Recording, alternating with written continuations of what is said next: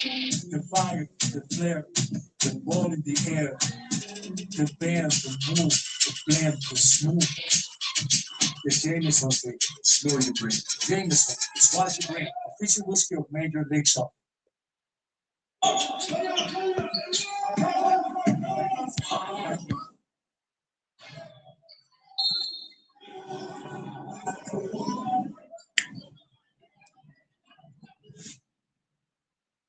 Someone's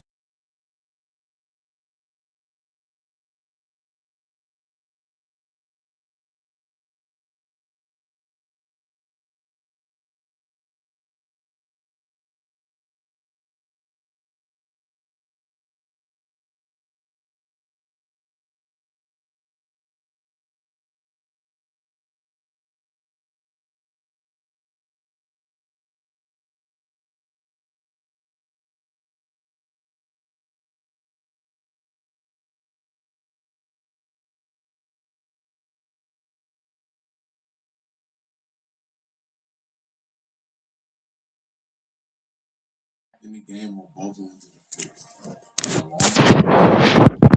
OKC got the refs. The OKC Thunder will win this series because the referees. Toronto. The referees have already decided who they want to win this series. It's the OKC Thunder. Right now, people think Spurs got a shot, but they don't. It's rigged for the Thunder.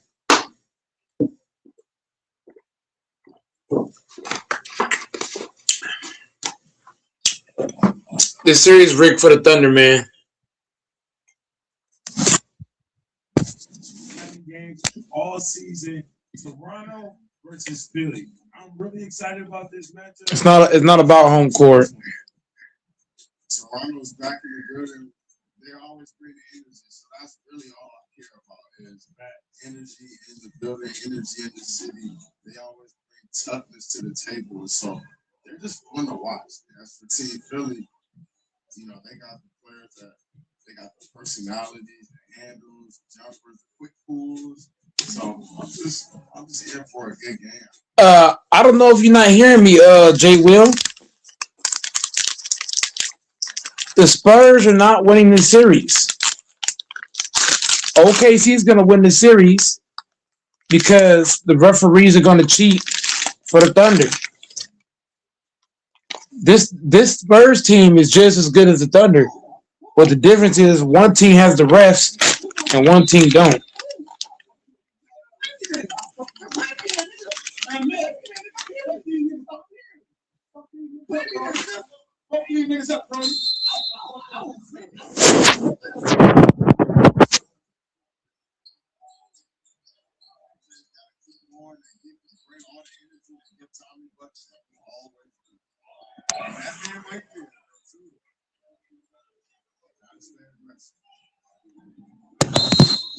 The season goes through with Toronto on the board. We got Sim versus Star. We saw them in moving down, and Sim got the better of Star. I know Star's going to take this matchup personally. As JJ Scott's going to rebound over Bijan. Pull back, right wing, getting active, sidestep three. Bijan can't get it to go. Tipped out on Sim.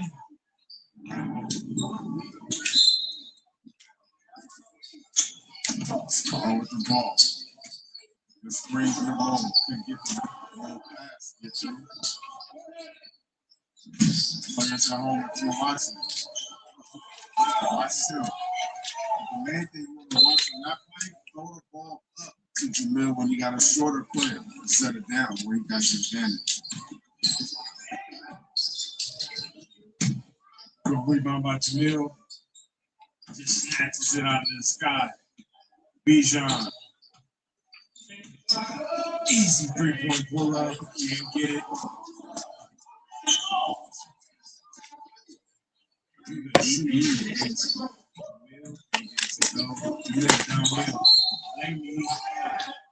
It's not somebody you want to be standing in front of to take the charge. I see quite anybody that size move that well and make jellies like that. I'm telling you, Jay Will. Okay, she and the refs the best. I'm telling you, the refs make sure the OKC win the series, bro. I think he can play for this Toronto team.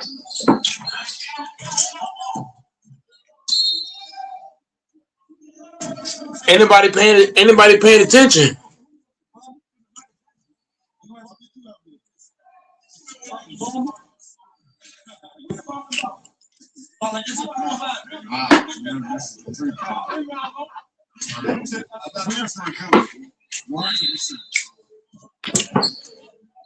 On the top.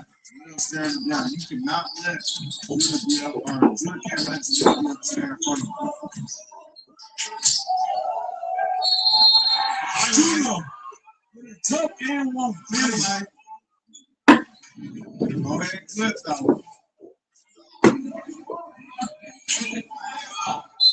like the chatter I have for it too. Both teams are really getting into this game. Judah with the rock, Trey Ball, top of the key, no good. Bijan on the inside over the star, working against him.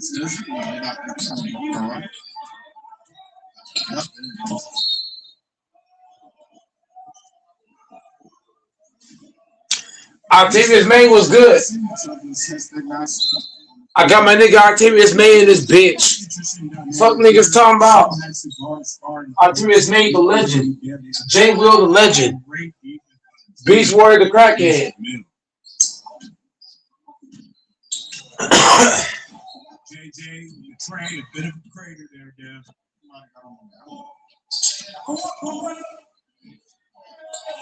They're just rushing him on the inside against him. Start with the rip. Off his head.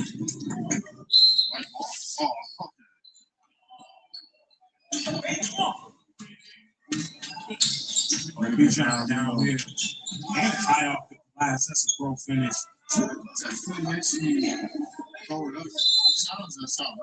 You make you second guess it every time. High tips out here. Oh. And win that again from Judah.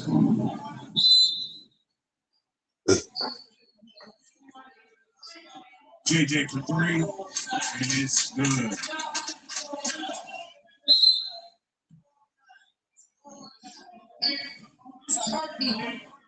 JJ working out against Bijan. Bijan's been playing good defense this season. Over the center, Trey Ball.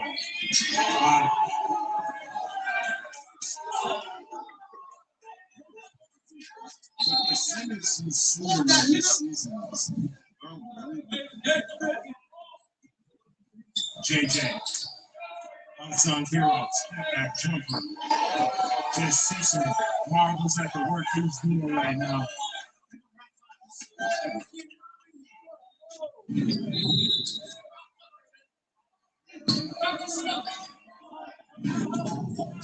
JJ got time working overtime in the middle.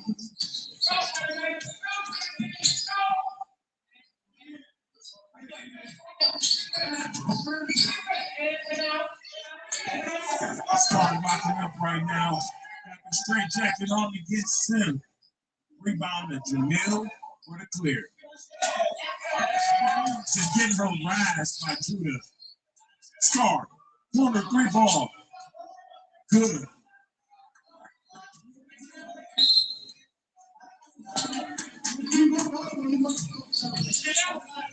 Trey ball again. Trey ball again from Scar. Scar downhill. What?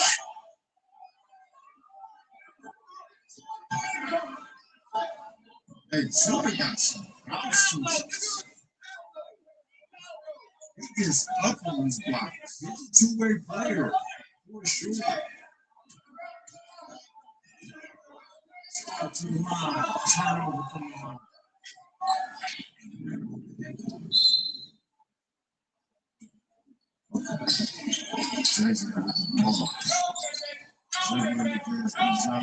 Stood up on the snaps. He's out there real disciplined. Next, they dribbling the air off the ball. He thinks about the three. He goes back. He dribbled about 50 times. 59, 60. At some point, is he going to pass the ball?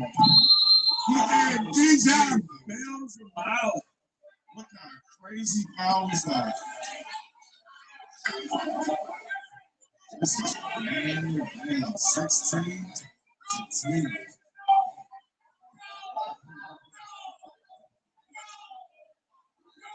You know, it's hilarious. Don't worry about these bunch of fucking teams. Bunch of fucking teams. I'm right here. I'm right here.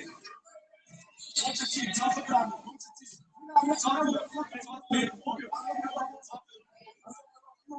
Don't ask me.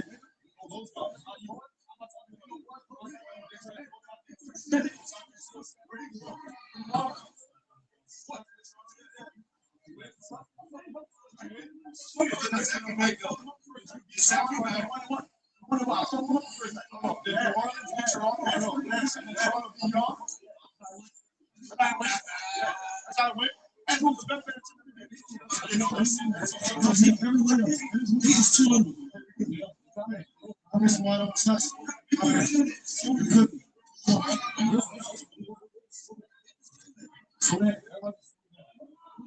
One set?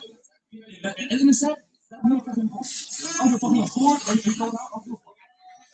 He got that's our advantage. You got advantage, bro. You got to try to that's what I'm saying. You got to finish. You're trying to you're something. You like it's too right. They finally know that, bro. Like I told you, if I say shit, like start being a rock, like a strong, bro. Make them niggas hurt them niggas. They hurt them. Stop being soft. Come on, bro. Line them take shit like come on, bro. That's why we lost the chip. Come forward, dude. It's too soft. Gotta play hard. Come on, bro.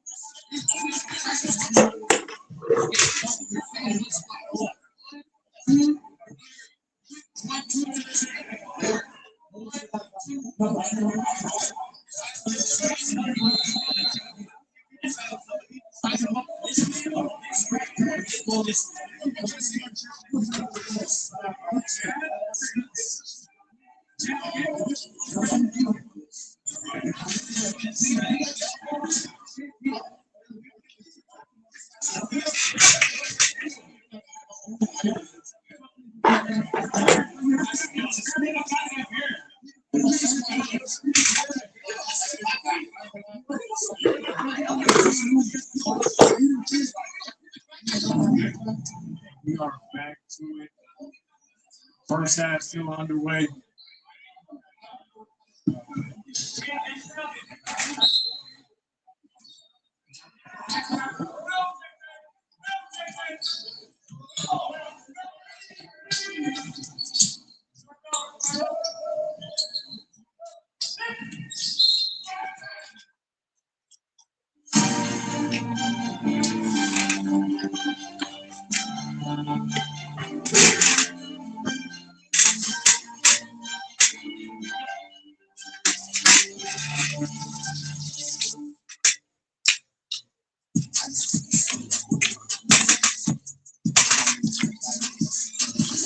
Biggest thing with the shoe, I just wanted to wear it off the court.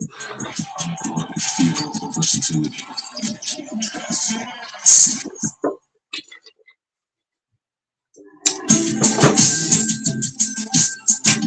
Starbucks refreshes concentrate. When I wake up in last place, I need the power of Old Spice. This place smells good. Come on.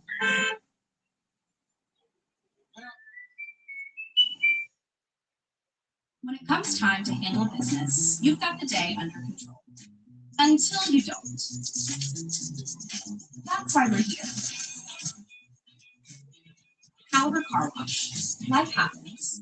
Let it. Looked on the inside. No good. 7-point ball game right now. Team Philly looking to stay in this game. He was starting behind the back. Just forcing. Star working against Sim. Oh, rejects the screen. Gets downhill, draws the foul, head to the line. I love the way Judah's a help side. Trying to meet you at the top, get a block. Steady presence right there. Stark reverse at the line. 6-point ball game.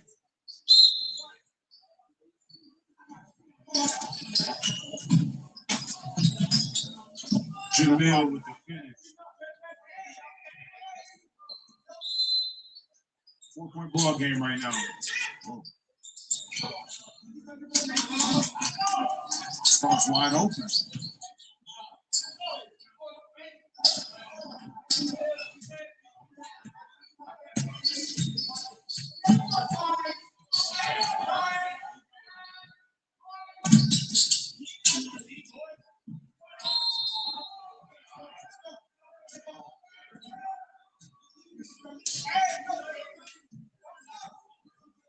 So food is okay down there.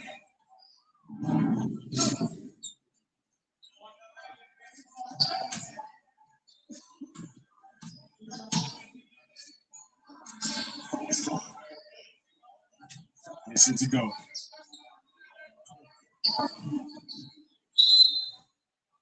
(18-13) ball game right now. We're in the first half. Spin.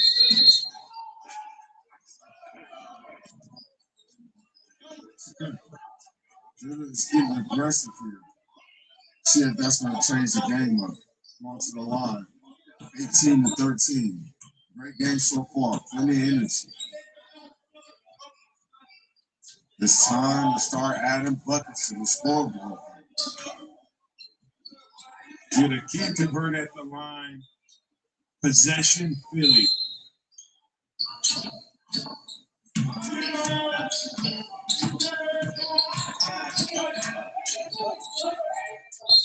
Oh, back around the waist.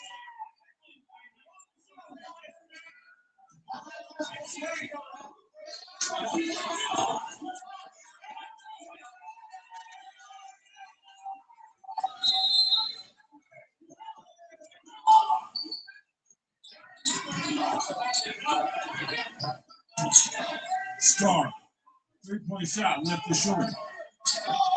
Judah cannot contain the rebound out of bounds. Scar was already talking trash when the ball was in the air. Him and Sim are going at it right now. They're going at it. It's 1-0.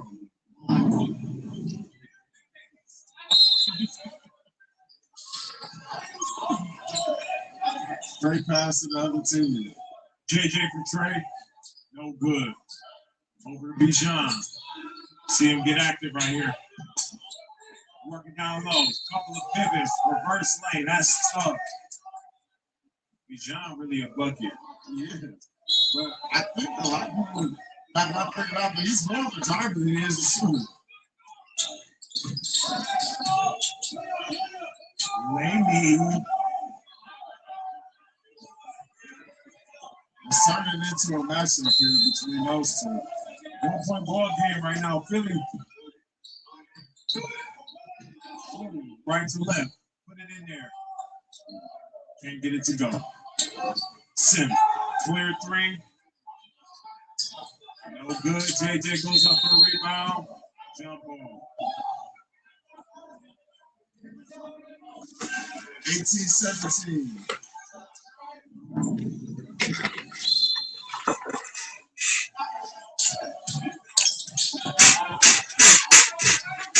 Great contest up top, but it didn't matter at all. He wants it back. You know what time it is. Dance Revolution. Shot goes up. Look at JJ.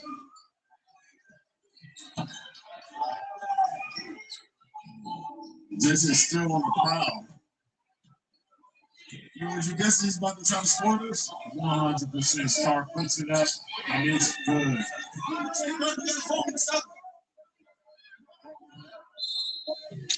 2-point ball game right now. Philly versus Toronto. Star going one-on-one versus him. Step back, left wing three, short. Star gets his own rebound. Into Mill. Can't get it to go. And one finish time. Ball game in the first half. 4 points to the target score to take us to half. Knew this is gonna be one-on-ones. There's a little bit of bad blood between Star and Sim. There won't be one matchup. I knew Star was going to take it personally. JJ with the hustle play. Gets a turnover. And what?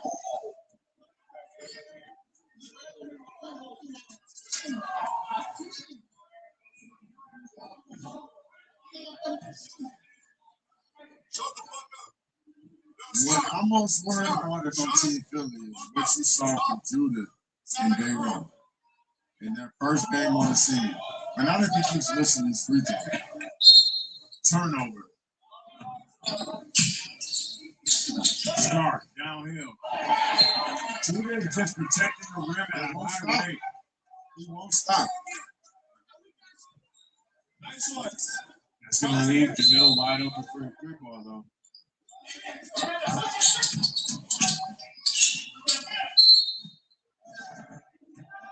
So everybody else saw that, or was it just me? I'm starting to think I was seeing it. I'm starting to think I was seeing it. Star at the line. Gets it to go. 1-point ball game right now. 2-man game right now. Star and Jamil. Star step back three, gets it locked.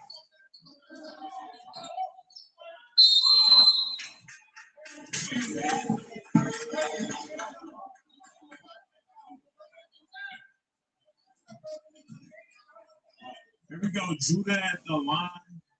Let's see if he can convert. He's been struggling just a little bit. Oh.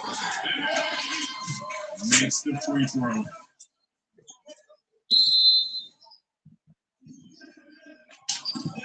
Judah. A little bit of a pump fake. Against Mill. Gets the layup to fall.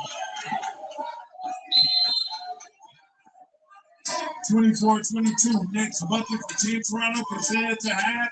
Judah can't get it. Bijan skies to the board.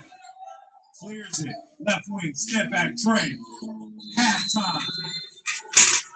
Bijan said, I can't be touched. I'm starting to feel like coleslaw. He's working out right now. 1-point ball game. Sends it to half. Bijan for Team Philly in the first half. What do you like what you're seeing from Team Philly? They're just staying with the program. I like an aggressive star. I like the one that's trying to not just score for himself, not just get.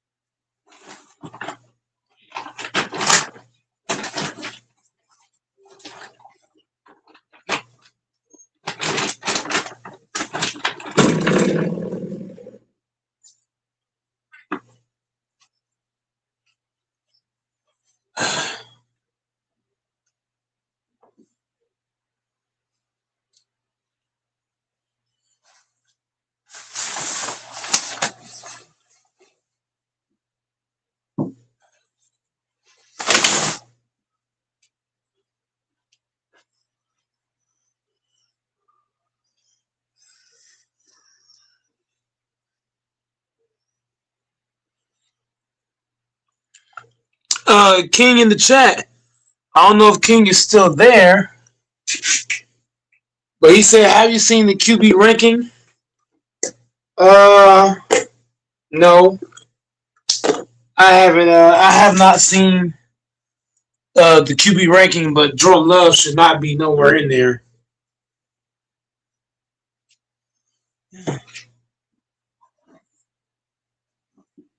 Mr. Love better not be in there.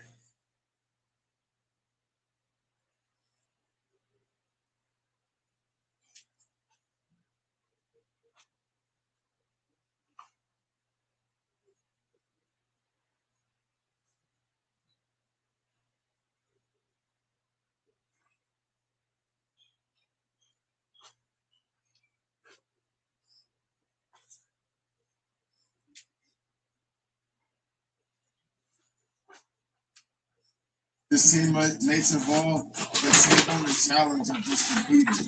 He didn't like that he lost that first game against Sam. But now he's back on it, and he's looking like himself.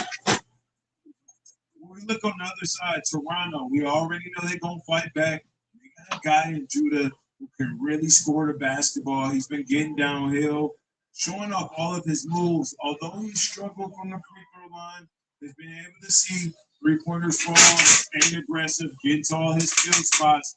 Well, the biggest bright spot for him has been his defense. He's played great defense, blocking shots at the rim, and getting rebounds. So in the second half, if he does what he's been doing in the first, it's going to be tough for Team Philly. But we also got to talk about Sim. He was on a little bit of a hot streak early in that first half, time to cool it off. He's going to need to stay aggressive if they're going to want any chance of beating this Philly team.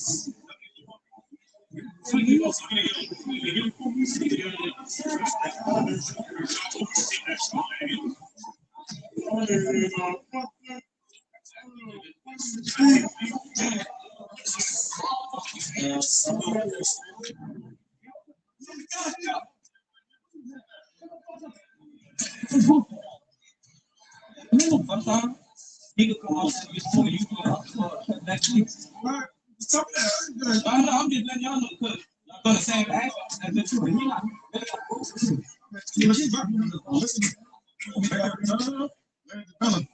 Sometimes he's fucking, sometimes you're rolling with. You know what? 2-on-1, okay, right? So they help me, but like 2-on-1. Yeah, you know what I'm saying? You going out there and get fouled.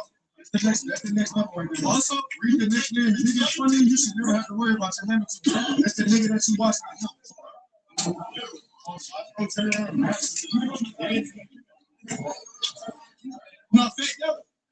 No, watch out. Watch out. Yo, you gotta watch out. Yo, you're a nigga too. I'm hitting nigga. I love it. In this game, we got a whole other half to get to. Let's get it. Some great basketball games. Yet another Sim with the ball, being stared by this. Sought to be his rival this today.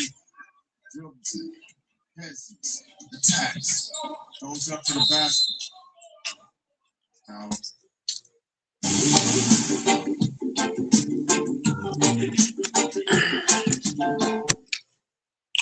See what scholarships you may qualify for. Nah, I ain't shit, Ken. EDU/myoffer.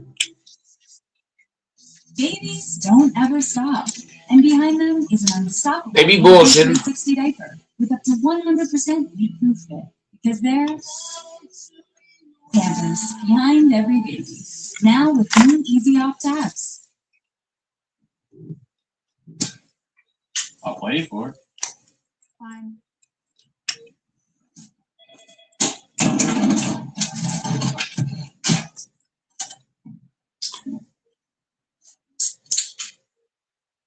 Taco Bell's Lutz Boxes. Iconic Lutz for $5, decadent Lutz for $7, extravagant Lutz for $9 with the shredded beef dipping top. It's easy to let the Lutz go to your head, but it's better if you just eat it.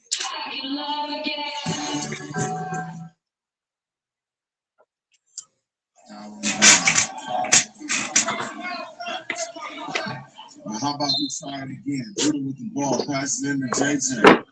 Judah with the ball, comes off the screen, stares down to Mill. JJ on the slip and slide. So is the Mill. Couldn't get it to go.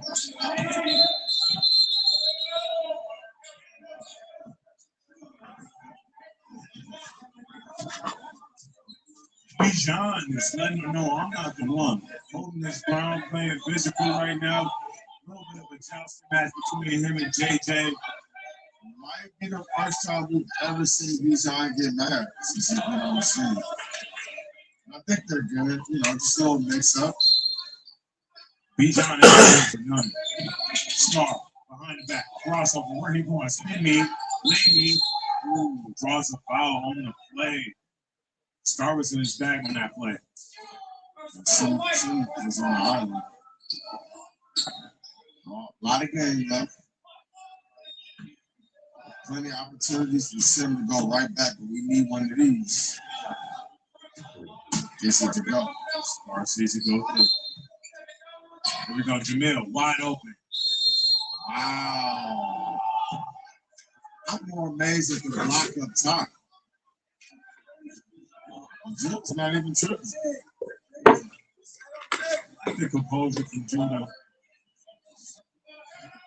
Star with a little bit of pep talk to his big man. Chat, go ahead and drop a comment. Who do you think that duo is? Star and Bill.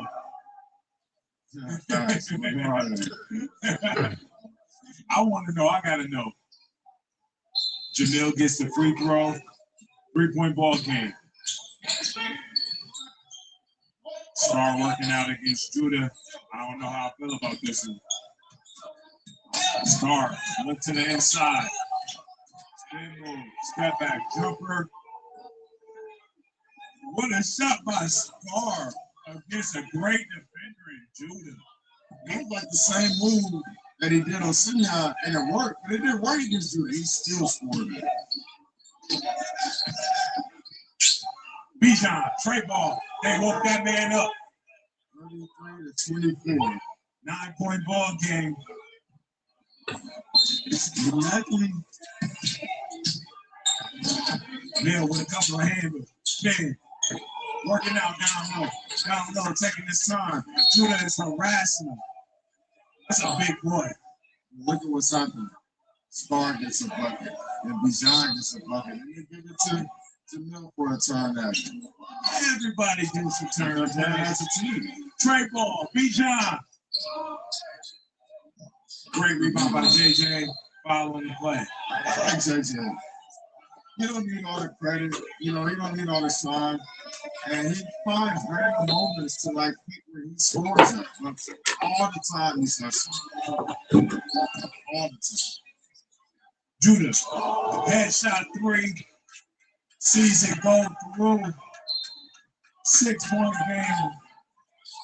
Judah again. Get downhill, maybe. No, it doesn't go. Start with the clear.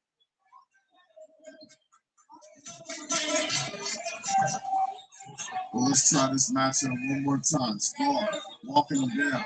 Look in and out to the step back. Got him on the elbow. Thank you. Thank you.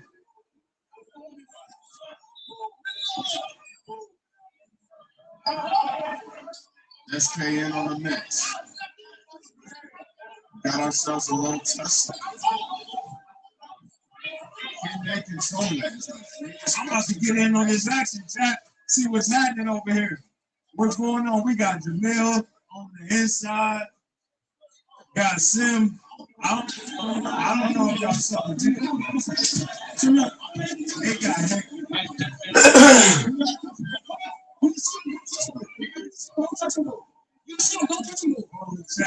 the next matchup that y'all gonna see a lot of this.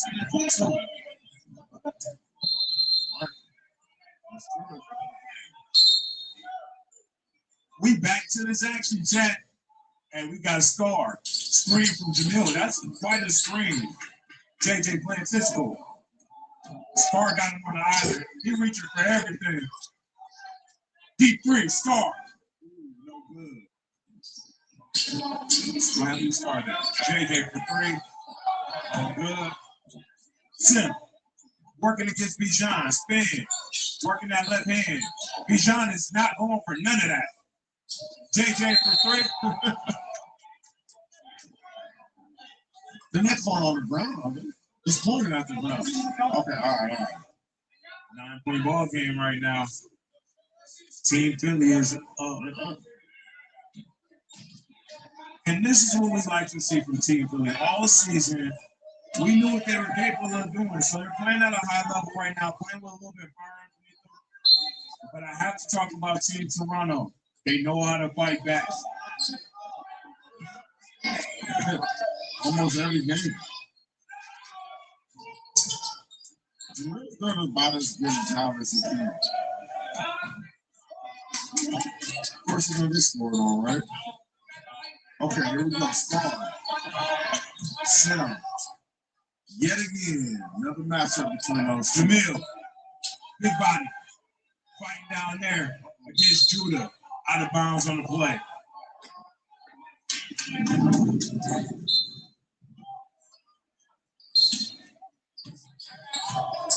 Bijan, the bona fide scorer for this team. Good pass by Bijan.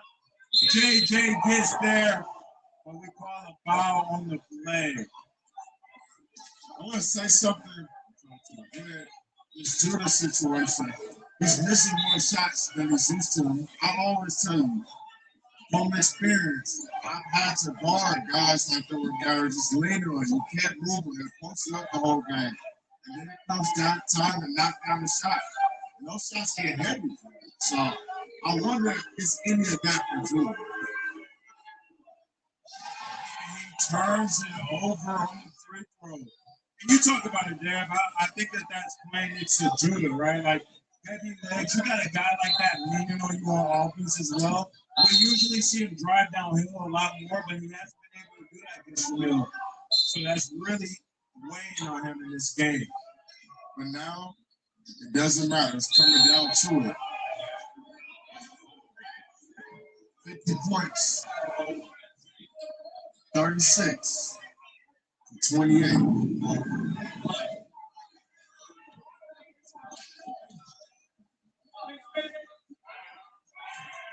Will Toronto be able to make a comeback? Or will Philly be able to keep it steady all the way to 50?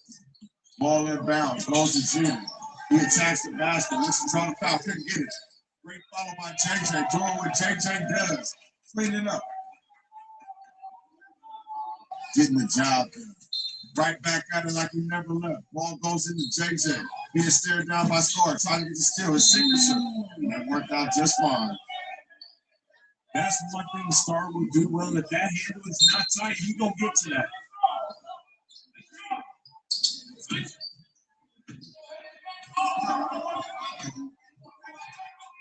Star taking his time, surveying the floor, getting downhill.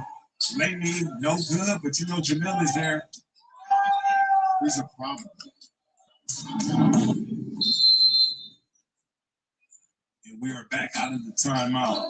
Bijan inside to Jamil, attacking. Jamil getting his little extra tip.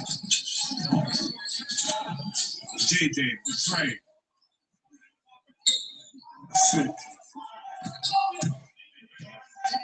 Star looking away. Made me feel good. That's true to say that. Sim Mike's where he's sitting right now, trying to go against Jamil.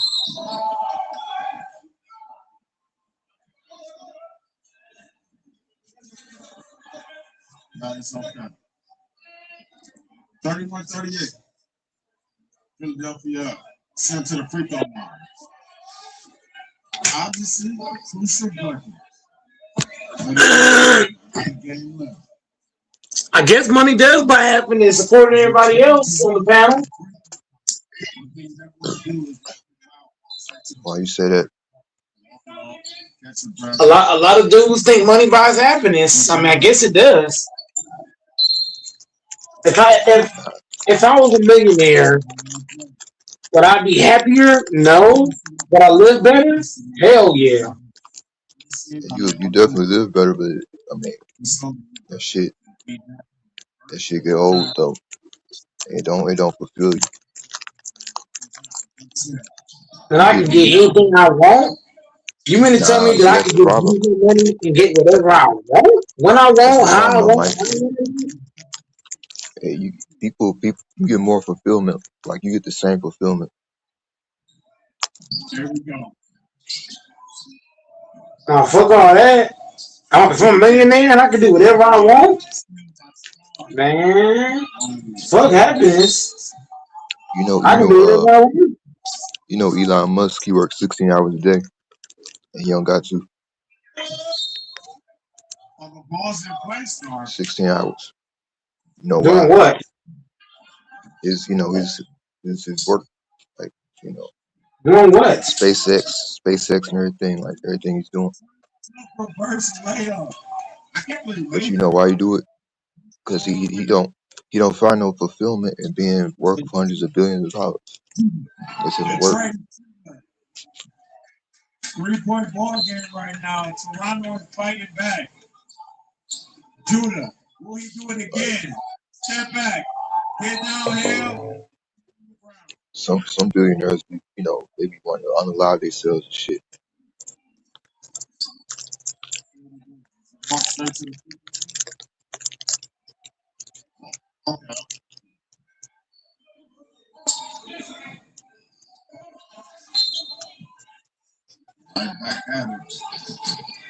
And like, I can pick up like 120 pounds and pick it up over my head.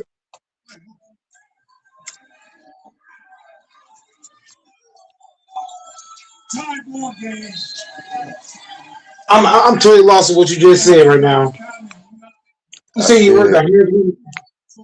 I said I can lift 120 pounds over my head.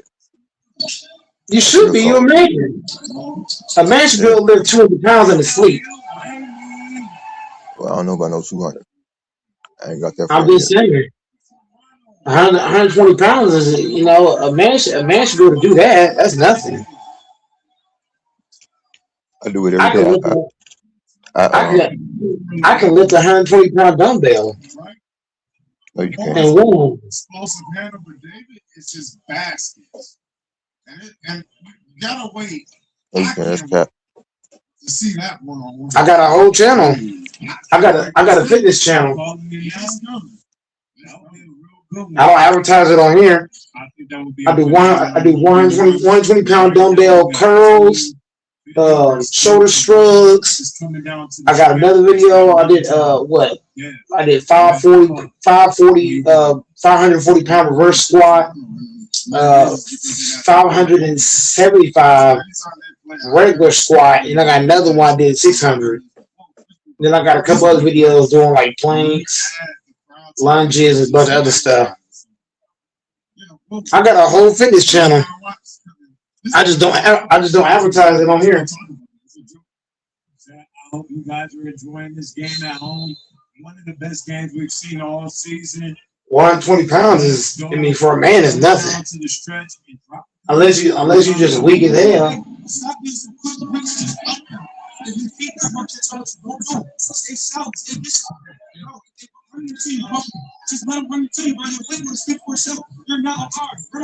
That's what I do in my job every day. Just lifting shit. You're playing like the other side. Play like they're bigger. They're Loading bigger. truck. Here. So when they go down front, keep your hands here, or they really can't get the ball over, brother. Well, Mike, okay. He said what? I said that's what I do all day. And my job is loading trucks, lifting heavy ass shit. While Mike over there playing with flowers and shit is his job. Like I do actual man work. I do way more physical stuff than a lot of men do. I don't have to go back and forth with you over that. I know what I do on a regular basis. So for a man to tell me that he does more physical shit than Go Mike, and he doesn't even know who I am, he stay in St. Louis, I can't take you serious. But Mike, are you talking about You the Ford don't know department me. at Walmart? That's what you're talking about. You don't know what I do in a day. You don't know what I do, bro. You don't know, bro. Bro, for one, you don't know what I do. You don't even know. You don't even know if I actually work at Walmart. That's the sad part. I know that for a fact. You said it 100 times already. Just because once again, you see. Here's the DJ. You choose to like you believe what you want to believe, but you don't know me, bro. So like you trying to act like you know what you don't. Really don't. You don't know what the hell I do from day to Now you day. don't. So now all of a sudden you don't work at Walmart. You don't know what I do. After all these years of you coming on here saying that shit over and You over don't again. you don't know what I do. Okay, Mike. Okay. You don't know what I do. I saw it. That's why I was scared. That's my whole thing with you. You don't know what I do. From day to day, you don't know. You was just talking about how you was employee of the month, you set a record or some You shit. don't know what I do. You don't know what I do. You just talking about that. You don't know. I'm gonna say it again. You don't know what the hell I do from day to day. So to say out your mouth that you lift more than me is crazy. Because I can back up what I say. I can literally back it up. I know what I do from day to day. And I know for a fact you can't live more than me. I know this for a fact. I can live more than you with my eyes closed. 100, you on the pound of bragging about. You on the pound of bragging about lifting 120 pounds. When I can lift a 120 pound dumbbell in one arm. And I got proof of that. Yeah. What I'm saying is in my size, that's like impressive though. What I can lift. That's all I'm saying. Ask Octavius May in the chat. Ask Beast Warrior. 120 pounds is nothing. That's nothing. That's literally nothing. I ain't gonna brag like if you was a female lifting 120 pounds, I'll be more impressed. But as a man, that's what I'm saying. Beast Warrior. I got a whole channel showing what I do. If you're a man bragging about lifting 120 pounds, something is wrong. Something is like seriously wrong. I don't care how tall you are, how big you are. If you're bragging about lifting 120 pounds, that's a problem. My damn 5'6", 140. My damn granny can lift 120. That's impressive. My damn granny's over 100 years old, and she can lift 120 pounds. See, The fuck? You going off into trolling. No, I'm not trolling, bro. I was trying to have a serious like Hold on, nigga, shut your mouth. Shut your mouth, nigga. Don't tell me, no, you shut your mouth, nigga. My granny can kill your bitch ass. What the fuck you talking about? Hold on. Let me add you in your place real fast. My granny's not an ordinary person. She's bro, I've said this on here plenty of times now. My granny and grandpa, they both ex-military. Sir. I ain't worried about Mike. Guess what? I know some people. I know some people over in St. Louis. Stop talking when I'm talking, sir. Stop talking when I'm talking. Both of them. I know some people in St. Louis, nigga. Once again, bro, you're on the panel bragging about lifting 120 pounds. Get the fuck out of here. Fuck Yeah, on, we see. nigga. 120 pounds ain't shit. That ain't nothing. Stop it. But my size is a 120 lot. pounds is bro. If you're bro, I'll be more impressed if you was a woman doing that. If you was a woman doing that, I'll be way more impressed. But The like I'm fact you're a saying, dude nigga, doing it is not listen, impressive, I got man. some niggas over here in St. Louis, nigga. Yeah, come over here talking They're that shit, bragging about nigga. lifting 100. I don't hear them, bro. I don't hear those niggas bragging about lifting 120 pounds. No, you don't know those niggas I know, nigga. So I would quit all that yapping on here, nigga.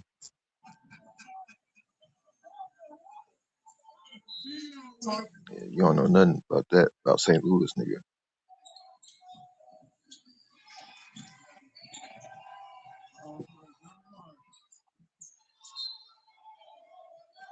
Oh, they yep. I don't hear those niggas bragging about lifting 120 pounds. Okay. They can lift some steel though. You know what I'm talking about. I don't hear And those they can lift niggas that bragging about. pole. They got that I'm pole gonna on say them, it. boy. I'm gonna say it again. I'm gonna say it again. I'm gonna say it again for your dumb ass. I don't hear those niggas bragging about lifting Shut 120 your pounds. First of all, shut your lame ass up and shut this whole panel down, nigga. 120 pounds. 120 pounds ain't shit, nigga. Fuck out of here. You don't hear act like 140 pounds or something. No, it's not. Fuck out of here. That's like bragging. That's like bragging. That's like saying, I can do 30 push-ups. Fuck out of here. You should be able to do 30 I can fucking do 80 in push-ups. a row, Mike. I can do 80. 80 ain't I can shit. do 80 push-ups in a row. What you talking That ain't about? shit. That ain't Okay, how shit. many can you 80 do? in a row ain't shit. How many can you do? 80 in a row. 80 in a row ain't shit. As a man, Okay, 80 ain't bro. If you're a real man, 80 ain't shit, bro. Stop it. okay, how many Stop can this you do? bullshit. I can do more than 80 in a row, that's for sure. You got it. Okay, let's put some money on it then. Bro, Let's put some money. You don't hear bragging about 80 push-ups in a row. Don't change the subject They ain't now. telling Don't change the me subject now. When I put some numbers. they, first you're bragging about doing 80 in a row, and then secondly you're gonna act like 140 pounds or something. No, it's not. Okay, let's put 50 on it. Put up $50. You don't hear bragging about shit. You don't hear bragging about shit. A man supposed to, bro. A man's supposed to be able to lift 120 pounds. A man's supposed to be able to do 80 push-ups or better. What are we talking about? What are we Bet you saying? can't. Bet you can't even do 20 burpees without gassing out. 20 burpees ain't shit. You can't do that. 20 burpees ain't nothing, homie. That ain't nothing. That's Bet you boo-boo can't run. kings. Bet you can't run 1 mile without getting gas. Nigga. I could do way more than one. Bro, you don't hear just Mike can't. yapping now. Mike can't run 1 mile. Nigga. That's sad. And you So also 5'5". You 5'5" 5'6", talking a whole lot of 5'6". shit. No, Get 5'6". Get it your right. money up. Get it You ain't right, no nigga. 5'6". Get it You ain't no right. 5'6". 5'6". You Get ain't it no right, nigga. 5'6". Yeah, You okay. ain't no 5'6". I'm done talking to you, man. You just come on here around.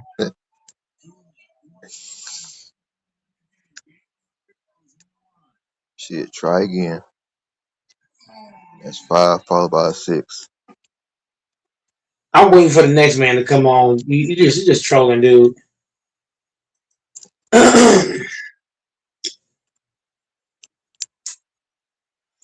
On to the next one, man. I don't know, bro. Whenever you come on the panel for now on, I ain't got nothing to say to you, bro. You just trolls. That's it. Don't bring no conversation at all to the table. Just come on and troll. Shit lame. And people watch because I'm here. So I'm glad I'm here. I mean, wait.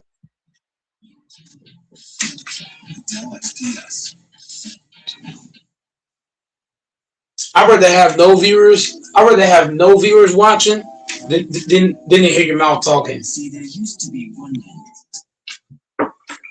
I'd rather have 0 watching than to hear your fucking mouth.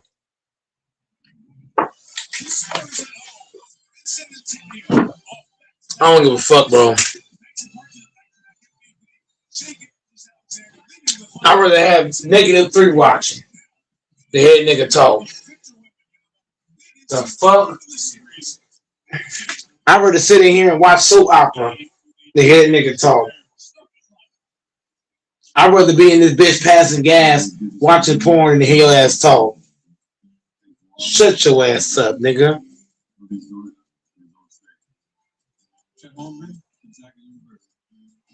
I said Arkansas.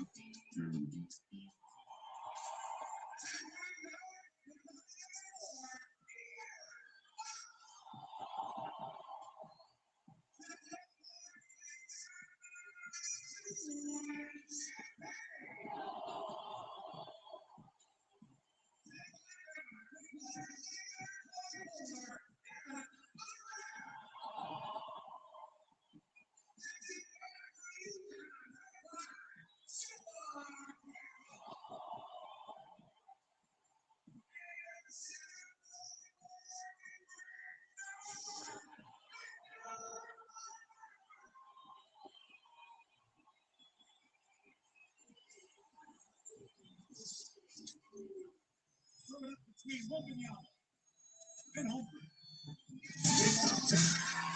for the fourth consecutive game, the ball begins with the Spurs. Another push up. And by Fox 15, ready for three.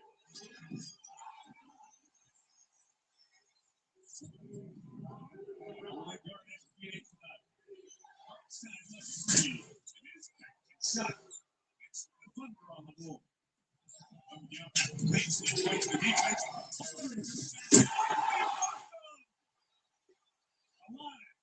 Inside, too late. Shot clock violation. Trying to get rid of it. Side in there twice. It's also a 7-5 guy making that same accuracy is tough.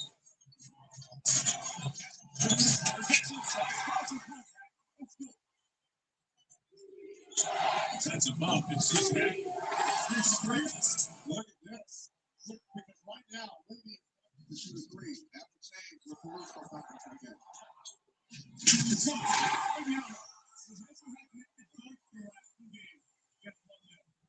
He didn't put him on.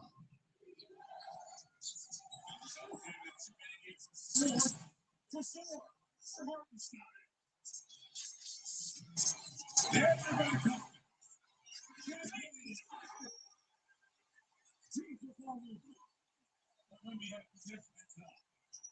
So they play on. It's the 6th man of the year, Johnson. And they need him. 6 on the shot clock for the Spurs. That's the 3. 5 threes in game 3 in the missed there. And get away from Sell. The Spurs have scored 4 around. Keep the dribble alive. And then to the basket. No. Spurs the other way with the Sell. 2-3. Smith, made a 15-point lead.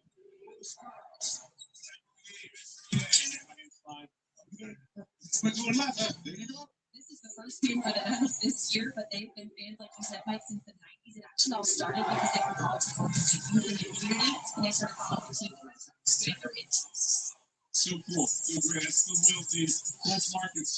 Great engagement at every level. And there is Burnett on the gun.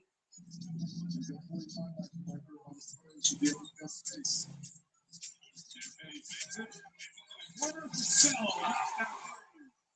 And on the ball goes out. Sweet stuff to find space. Big time in transition right there by Williams.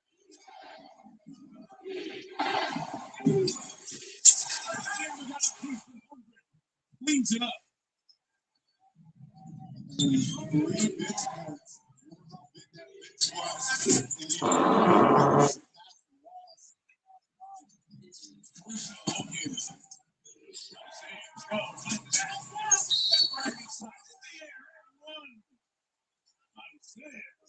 Showing the patience inside.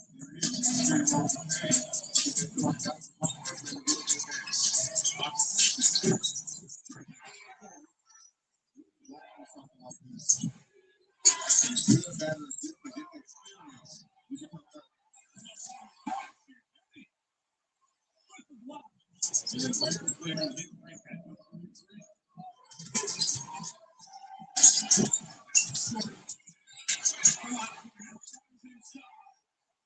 You can't just reach down and get it. You gotta go grab it. Inside. Second half. Gets it back. Space. Torrance gets it to him. Space. Torrance shots. That line back to the line. This is some great work. The same thing he's doing. Finish. As Wemby goes down. Shaking his leg. Wemby. Space. You got two. That's it for Wemby out. Rolls to the basket. Wemby. Quick catch. How do you control speed? I see a lot of people, they take too short of a back stroke. When you have like a 30, 40 foot line, you want to really take a nice long, flowing stroke. You don't want to take it back short and accelerate. Don't worry, Shaq. The General gives you a break, whether it's on your car insurance. Or a break from your car acting up. We got you covered, Bumblebee. For a great low rate, go with the General.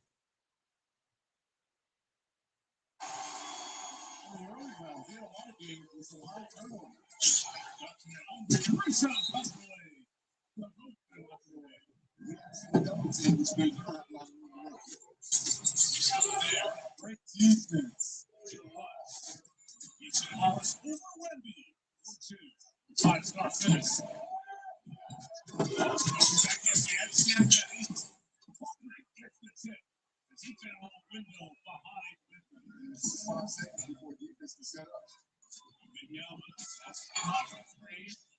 Inside. He said, succeed, try to get off the lead. That would be the strap around.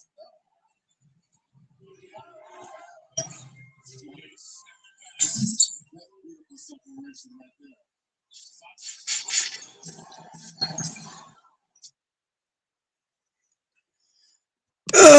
Whoa. Got Fambo in this bitch. Nigga say I be tapping.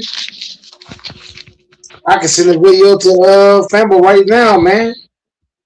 120 pounds or 120 pounds ain't shit. Where you going? John?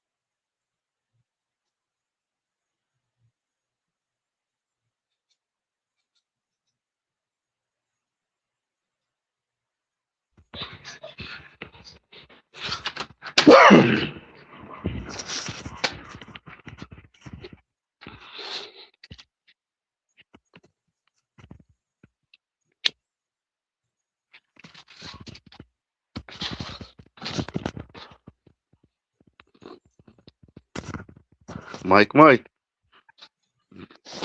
Yo. You seen the game? Yeah. I already told you what was gonna happen. I said the series is gonna go back and forth, but OKC's gonna win in 6 or 7. I'm telling y'all, do not be fooled by this game. OKC's gonna win game 5. No, I got it going 7. 6 or 7. Either OKC loses game 5, wins game 6, or they win game 5, lose game 6. or they might win both. So I'm just saying, Spurs are not winning this series. I'm telling y'all, Victor Wembanyama is not going to be able to replicate these performances every game. He's not, bro. He only played 31. Yeah, he played 31 minutes, but like I said, man, the referees did not get involved in this game. The referees actually allowed the Spurs to play physical. But like I told you, the NBA's rigged. The Spurs are going to lose this series. The Spurs are going to lose the series. And the reason why they're going to lose the series is because the referees are going to, the refs are going to decide how this series goes. It's either going to go 6 or 7. And the Spurs are not winning. You heard the name that Shaq gave Wimby, huh? His nickname? Uh-uh. Uh-oh. Tim Robertson. No. Hell no. He can't beat Tim Robinson. Shooting all them damn jumpers? Hell no. How you going to be Tim Robinson taking all them jumpers?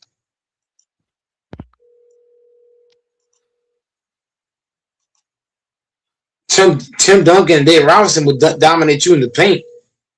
Victor really ain't doing that. Victor ain't imposing his will like that. Yeah, but Shaq said only thing he got to work on is in the key, dominating the key, like Robinson was. Yep, But overtime. yeah, he got the shot. But he like Robinson and Duncan wish they had a shot like him. Other than they had to like Robinson, most of his points, he had a little jump shot, but he ain't going deep out and shooting because he can dominate you in the paint.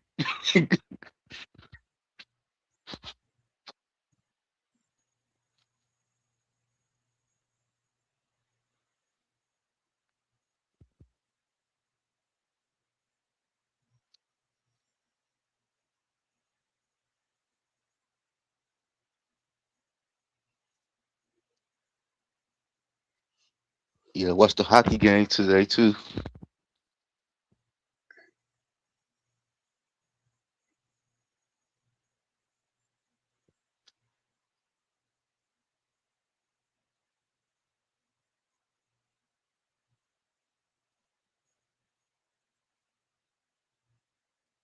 It's nothing like Vegas with the sweep,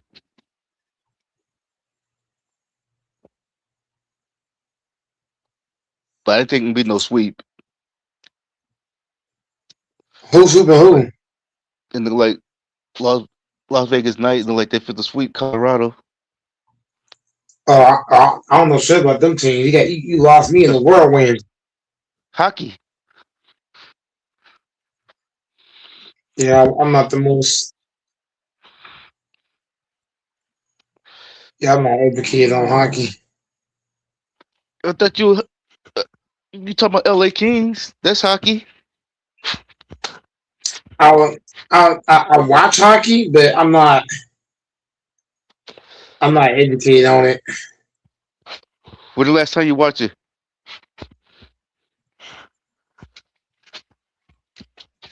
It's probably been a few weeks now. I mean, I don't watch it a whole lot. It's like hockey something. Hockey is something that I watch if there's nothing else on. Then you should know who So Colorado is if you watched it a couple weeks ago.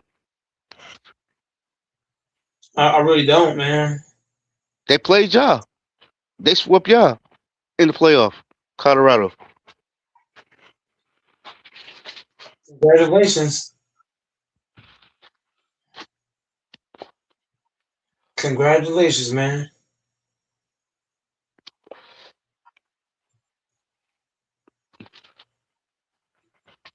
Yeah, I'm like, okay, like Colorado can win this game. Because the first quarter it was 3-0.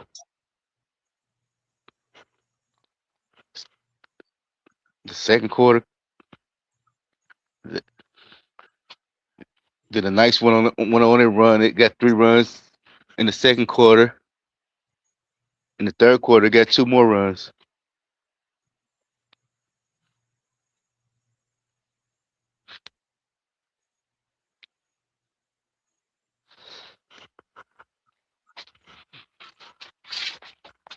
Hmm.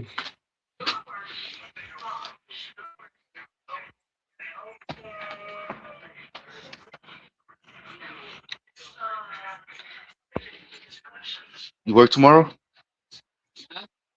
Oh yeah, Okay. it,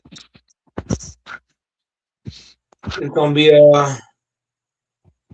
it's gonna be tough, but uh, I'm making sure to get all the calories I can. I'm gonna need it for tomorrow, and then I'm off Tuesday, Wednesday, Thursday. I ain't doing shit. No, I'm capping. Tuesday is gonna be a Tuesday. I'm just gonna I'm gonna go live at 1 o'clock noon. No, I'm gonna go live at noon on Tuesday. If nobody hop on, then I'll just go back to sleep. Um, Wednesday and Wednesday, no, Tuesday, Wednesday, Thursday will be leg day. I'm gonna do leg day Tuesday, Wednesday, Thursday, and then Friday I return back to work. So I work today, and then I'm off a couple of days. But today's gonna be one of my hardest days because it's a holiday. But Yeah.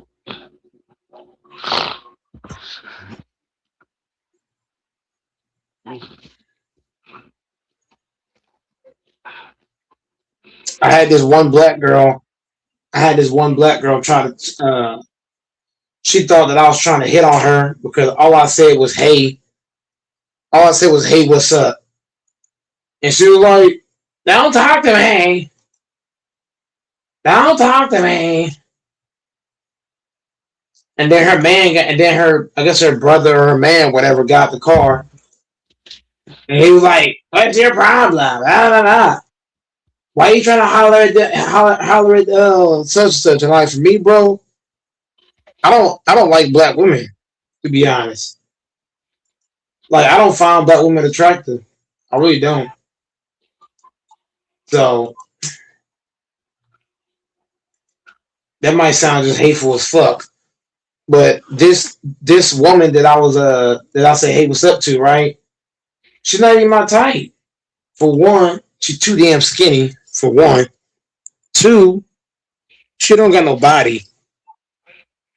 Three, she's too fucking young. Remember I told you, Fambo? I don't date anything younger than 36. I don't want anything younger than 36. If you don't look at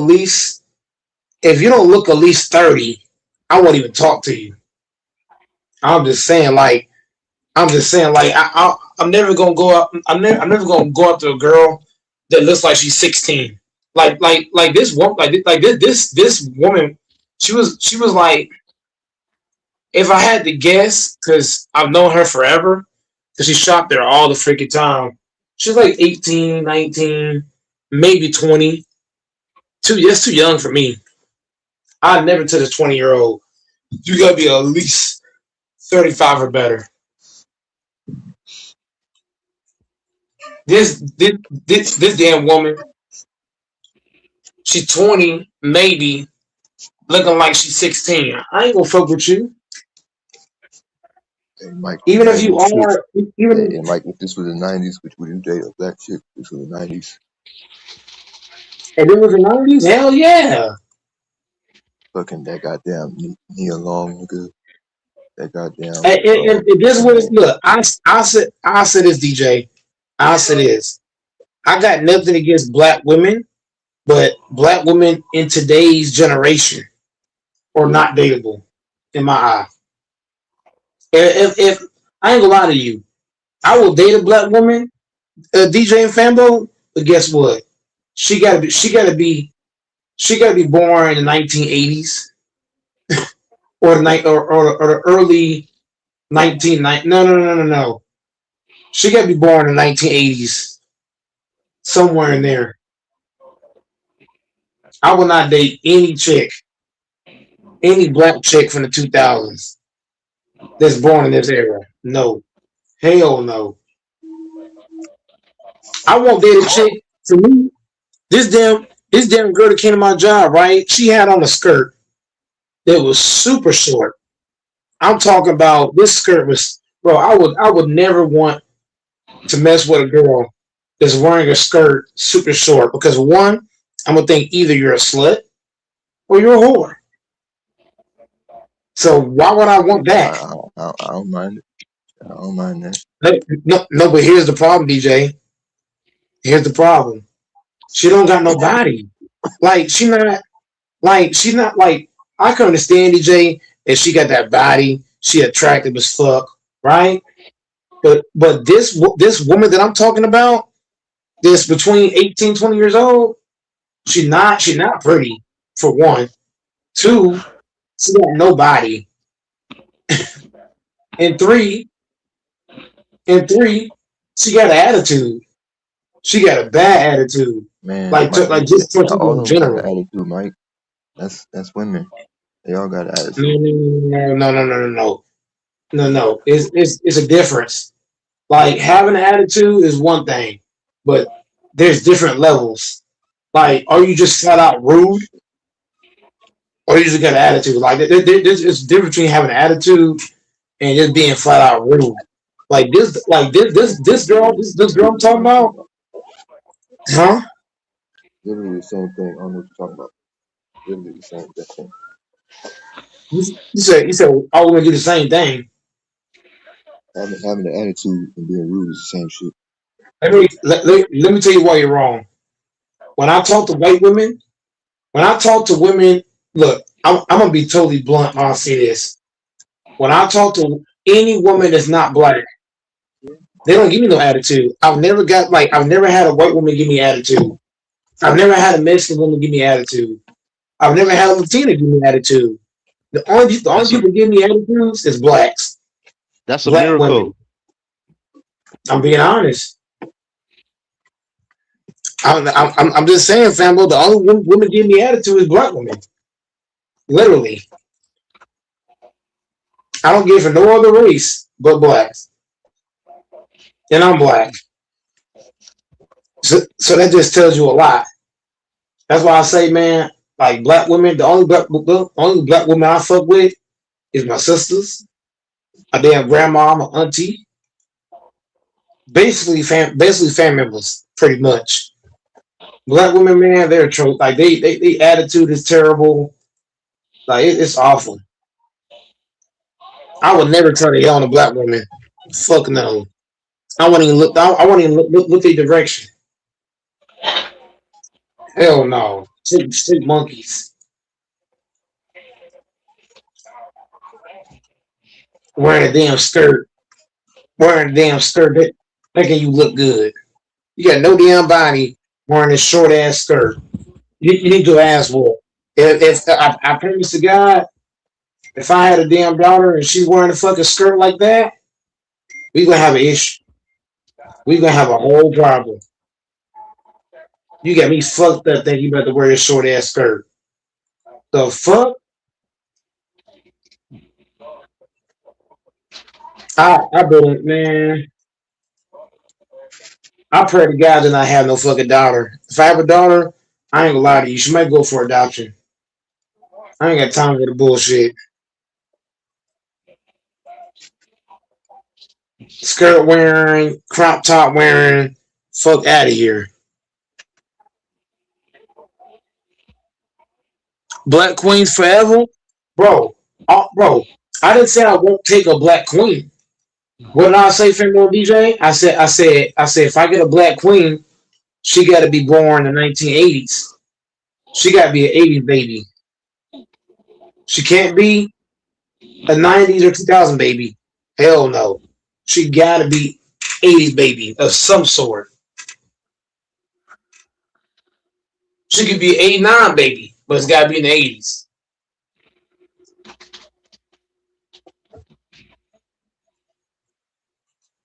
She gotta come in the same era as fucking Tupac. I ain't fucking playing. She gotta come in the same era as fucking Jordan. I don't want her from this era. Fuck no.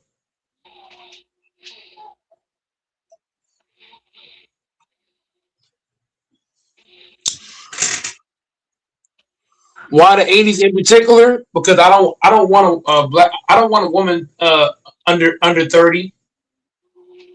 If I have to have a woman, she gotta be 30 or better. I don't want no young ass woman looking like she's 16 and shit. Fuck out of here.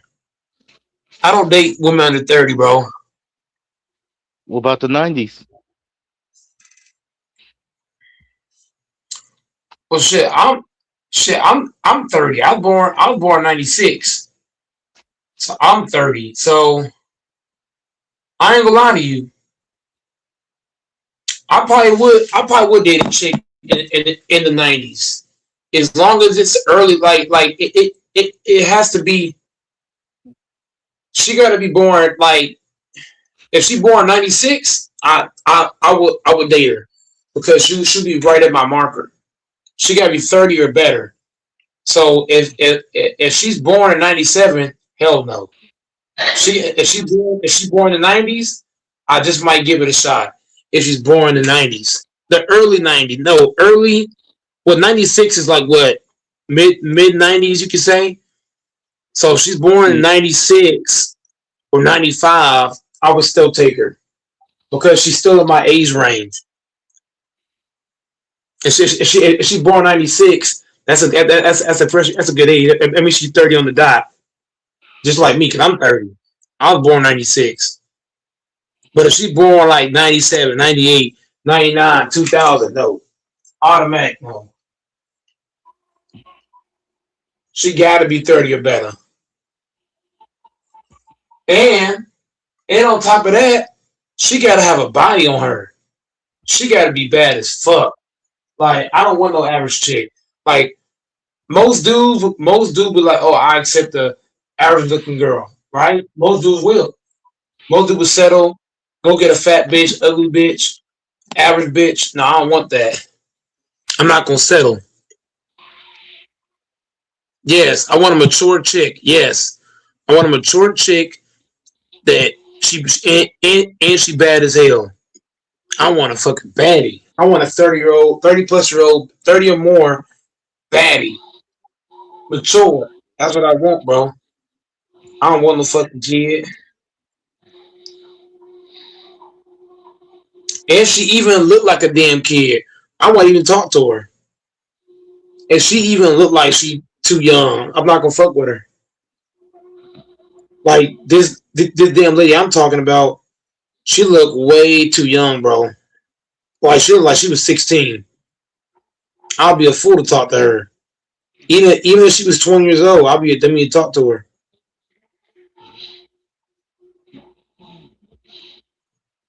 I don't mess with kids, bro. She didn't even get nothing. She just walked in and she walked around, and then right as she was leaving, I was just like, "Hey, what's up?" And that was it. And she thought that I was trying to. She thought that I was trying to hit on her automatically. And I'm like, "You a kid for one." And she was like, "How old you is?" And I was like, "I'm 30." What I look like trying to give it you? You look like a damn kid. And then her brother got out the car. Oh, she was scared and da da da da da. And I'm like, bro, I'm just saying, hey, what's up? That's my job. Because when you work in customer service, that's your job to speak. That's my job. So she took it as I was trying to hit on her, but I was like, I didn't say anything flirtatious. I didn't say like, hey, give me your number. I didn't say like, oh, you got a nice skirt on. Like I didn't say anything across the boundary line. But she just assumed she assumed because she's wearing a skirt and she black, that I want her. For me, I don't date black women unless like I said, unless she's 30 or better, and she got to look her age. She got to look her age. She can't look 20 years old. If a chick look like she's 20 years old, I won't fuck with her. She might be 30. There are some females that look like they 18 and they're 35. But the point I'm making is if she don't look her age, I'm not going to speak to her. Like if I'm looking at a chick and she look like she could be my sister, I ain't gonna fuck with her. I ain't even going her direction. She gonna have to come to me. She gonna have to come to me, and then I'm gonna take it from the one. But I ain't gonna approach her, and no, it's just not happening.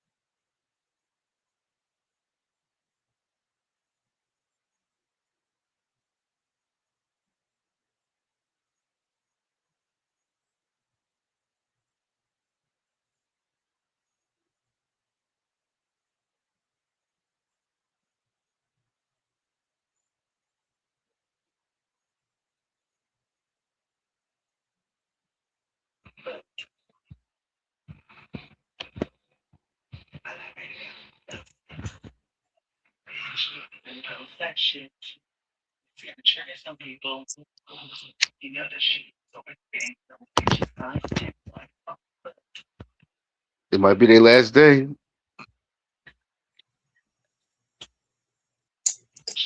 What you mean? If they win tonight, Cleveland. Oh, Cleveland done.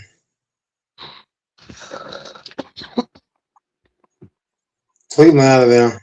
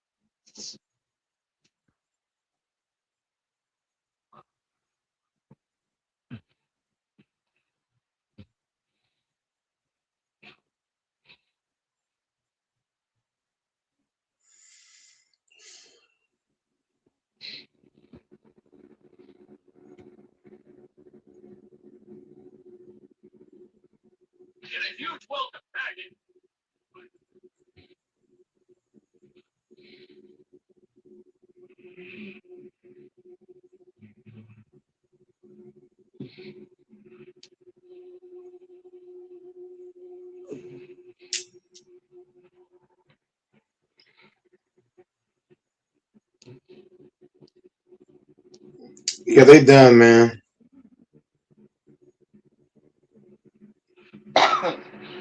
Two out of there. They might win one. No, it's over, bro. The Knicks can smell blood in the water. The series over. Ask Dante. Series over. The Knicks can smell that blood in the water. The Knicks might let them win one, cause they could win it at home. Man, hell no. I'm telling you, the Cavs is done. Cavs is over with. The Yeah, series Cavs is being gonna sent finish. home. There's gonna be a funeral on Monday. This shit over. Tell him again, Dante. There's gonna be a Tell him funeral on again. Monday because this shit over with. What you Them gotta boys wear, gonna Dante? give up, man. What you gotta wear to come to the funeral, Dante? What you gotta It's wear? gonna be all black. Somebody gonna give the give the eulogy. They put them boys in the coffin because this shit is a wrap. Them boys ain't coming back, bro. If anybody There's a think wrong. James Harden and Donovan Mitchell is gonna win a game at home, yeah, y'all must be tripping. You really gonna trust Donovan Mitchell and James Harden to win an elimination game? Man, y'all smoking rocks, dog. That's what I'm saying. This dude Fanbo over here smoking rocks because he think they got a shot at the ground. Cause I don't know Alan what, Silver don't want. He'll want none of the series be a sweep. man. It's gonna be a sweep. It don't matter what Adam Silver wants. It's gonna be a sweep. It do better what he want. He could change anything. No, he can't. No, he can't because Jane Harden gonna play like trash. James Harden is gonna play like garbage. What you want to bet, Fanbo? What you want to bet don't this care about neither season? one. I won't put money on neither one. Okay, then. So accept the fact that the series is over. It's over. It's over. Cavaliers, I ain't losing no sleep over it. Them boys getting swept. They getting swept like, look, I'm gonna get the big broom out too. I ain't getting the small broom out. I'm gonna get the big broom and start sweeping.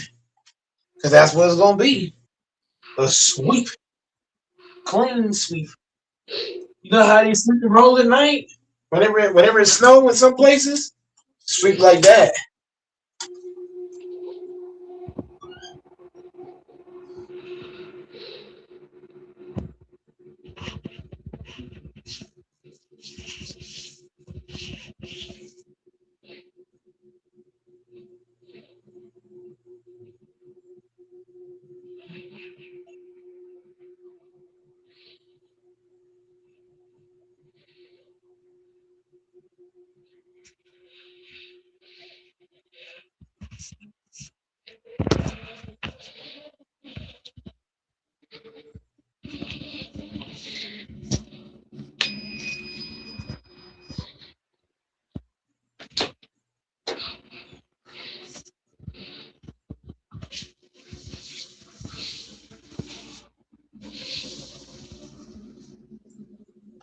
Hey Fambo, it's over.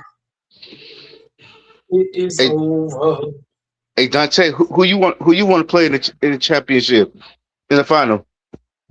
You want to play San Antonio or you want to play the Spurs? The Spurs ain't winning. I don't know why you think the Spurs got a shot. They don't.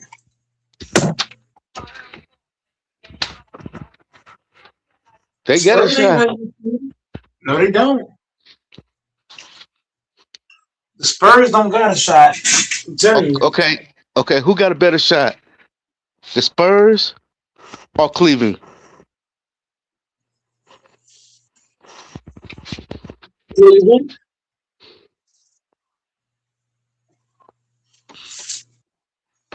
You say Cleveland got a better shot than the Spurs do? Yeah, because they don't have no flappers. They don't have no flopping going on. See the Cleveland, they're facing a real basketball team. The fucking Knicks, they don't be flopping. When you watch the fucking Thunder, did you watch that foul that they called for SGA? Dante and Fambo? SGA threw his body into somebody in the castle, and then he flopped. Even the commentators said it was the foul. Like what? Which one? Because he did a bunch of flopping.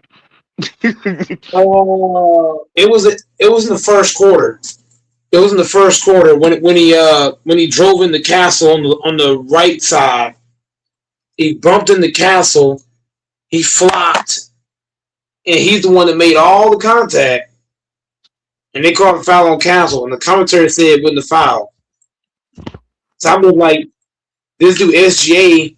Like when you watch the Knicks play, who would you have a better shot against? The Knicks or the Thunder? The reason why I say the Cavs got a better shot because it's 5-on-5. The Spurs are playing 5 against 8. That's a difference. One team's playing 5-on-5, and one team's playing 5 against 8. You got to think about that. The Spurs is playing the refs and the Thunder. They ain't just playing, you know what I mean? Like you talking as if they just playing the Thunder. They playing the Thunder and the refs. They playing both at the same time.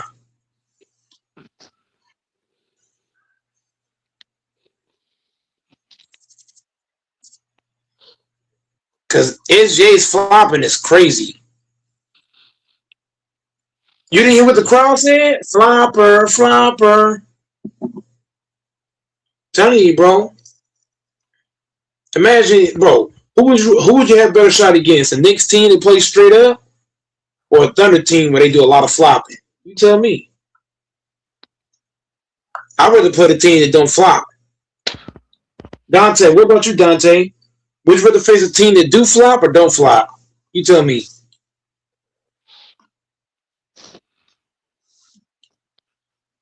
Because Fambo sounds like he would face a team that flops than a team that don't flop, right? Is that what you're telling me, Fambo? But you could beat that flopping team. No, you can't. No, the hell you can't. Now the ref is giving him the whistle. Now the ref is blowing that motherfucker.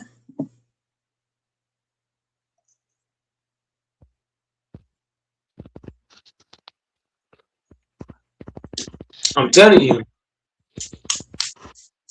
Yeah, but you see they get all them fouls. They get more fouls when they in Oklahoma.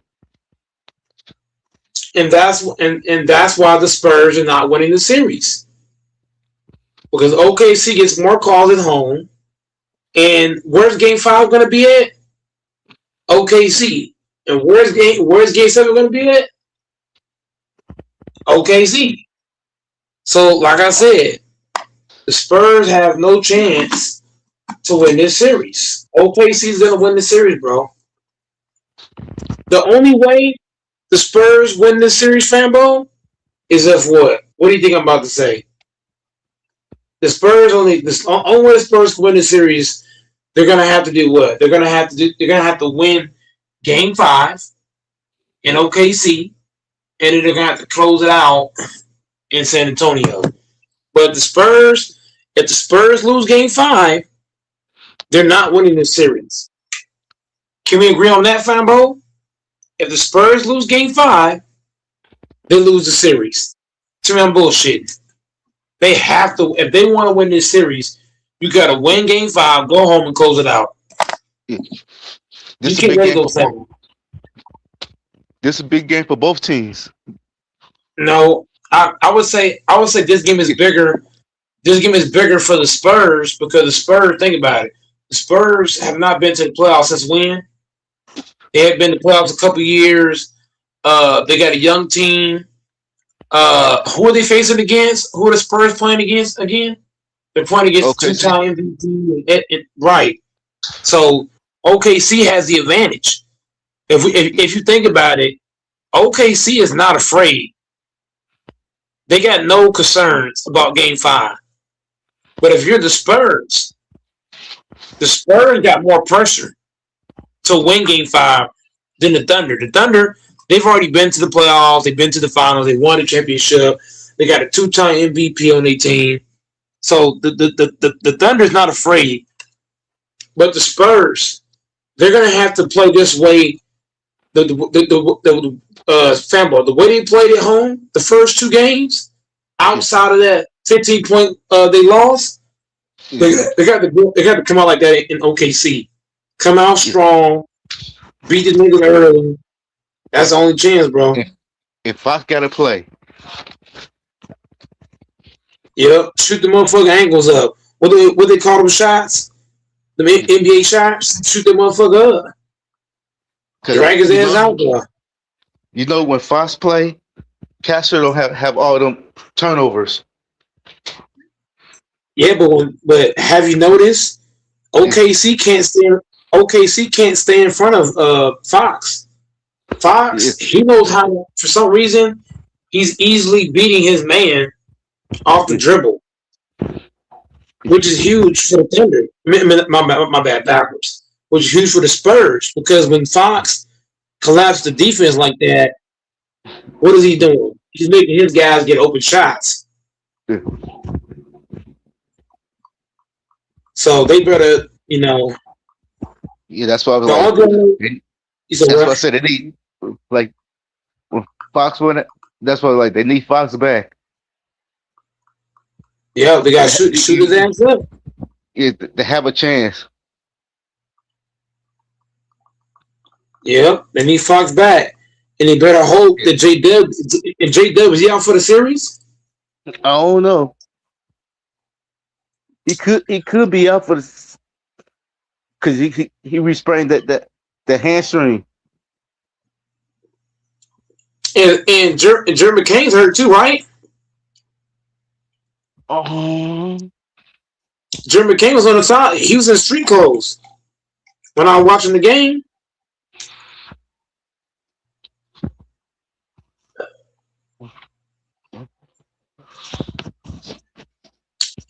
You gotta look it up for me real quick, because I saw him in street clothes. I don't know if I was seeing things or what.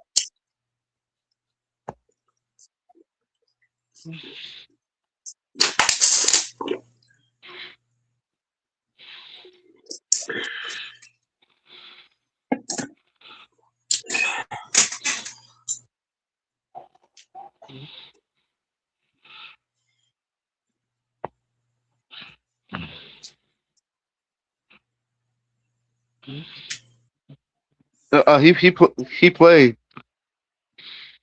Well, he got hurt during the who's the guy that got hurt? I don't know. Because he played 24 minutes. No, I'm saying somebody got hurt during the game though.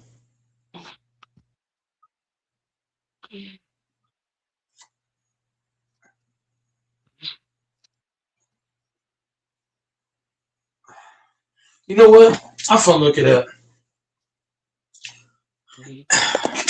Because the broadcaster was talking about it. It said somebody got hurt during the game for OKC. Let me see who it is.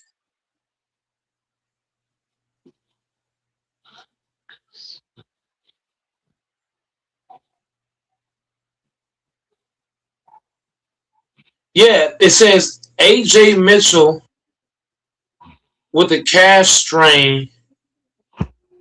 Hold on.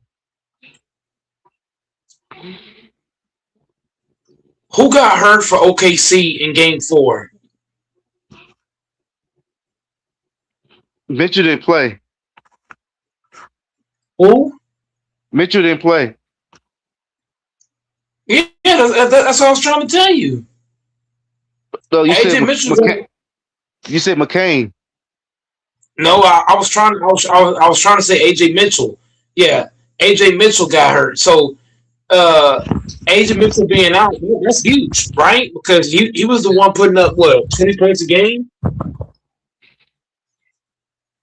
So Agent Mitchell is out, Jalen Williams is out,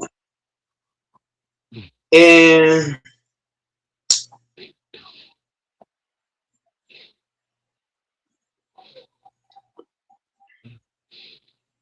yeah, without J Dub and AJ Mitchell. Now J Dub, is he playing in game 2, you think? It still say hamstring day to day.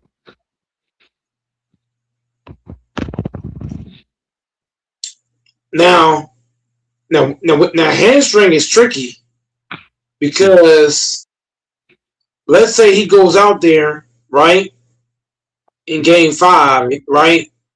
And that motherfucker just say, you know what? Because you can only play on a hamstring for so long until that motherfucker say, you know what? And that motherfucker tear. You know what I'm saying? Because they might try to rush him back.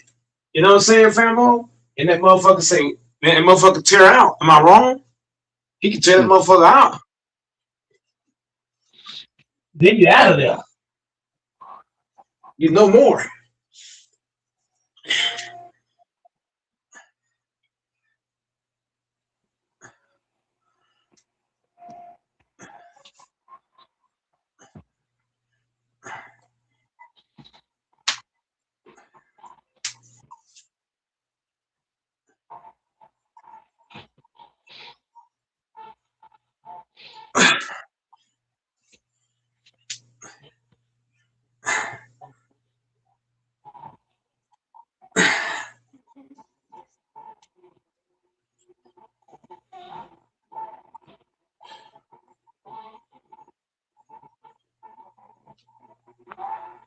Yeah, that's possible that can happen.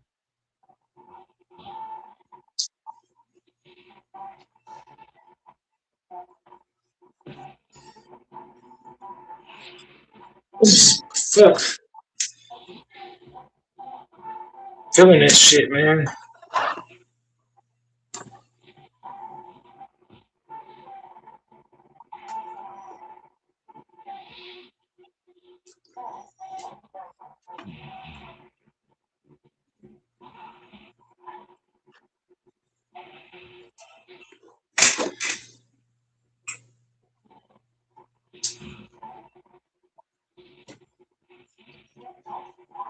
If they did, might tear that motherfucker. Am I wrong, Fambo? You might go up there and tear that motherfucker out.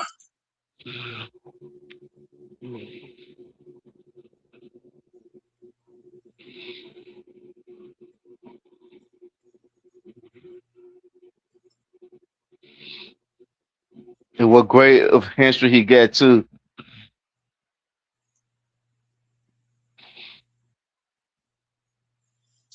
I mean, I see your point, but I don't think it matters what grade it is because J-Dub's game, he likes to dribble the ball. Like he's kind of herky jerky to a degree. Like I don't know how to describe J-Dub's game, but the way that he plays, even if it's a grade 1, right? All it's gonna take is J-Dub. He tried to do one little crossover, and that motherfucker say no mas.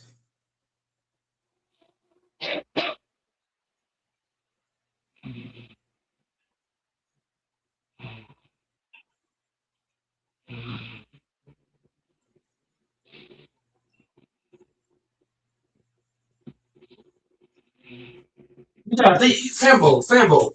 You gotta think about something real fast. J Dub, the way that he plays, you would risk him going out there and tearing a hamstring. Just think about it. J Dub, look at the way he plays and tell me his hamstring, even if it's a minor hamstring, bro. I'm telling you, the way that he plays, I'm telling you, you're gonna pull it out, bro. He gonna tear it.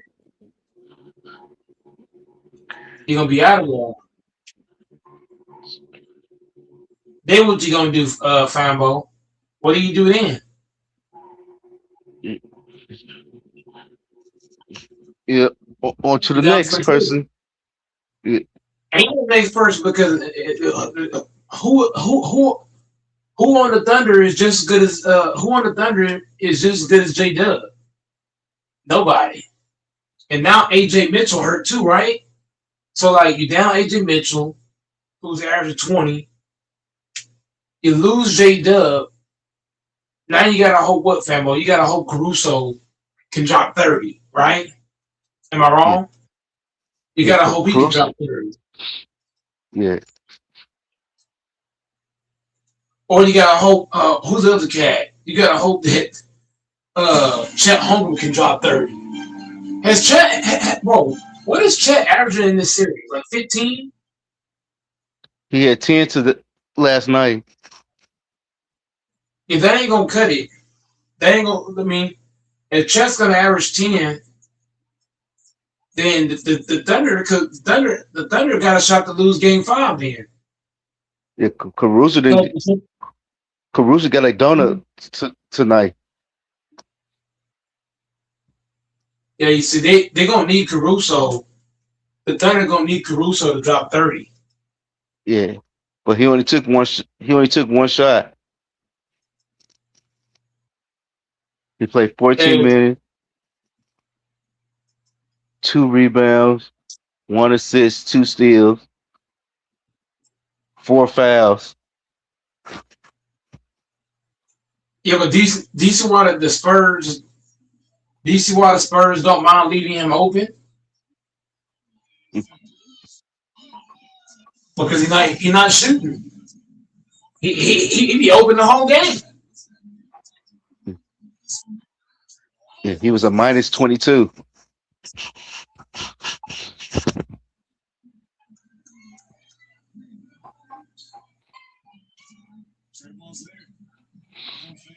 Yeah, Chat and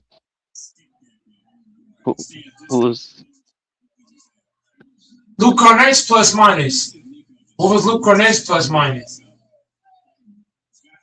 Yeah, there's only 2 minus. Only 2 people who had a plus on OKC was Chad and Isaiah Joe. And I said Joe's the guy that barely played in this series, right? He barely get on the court. He played 19 minutes. Yeah, but when did he play in the first 3 games though? Let's I mean, see. the first 3 games he played.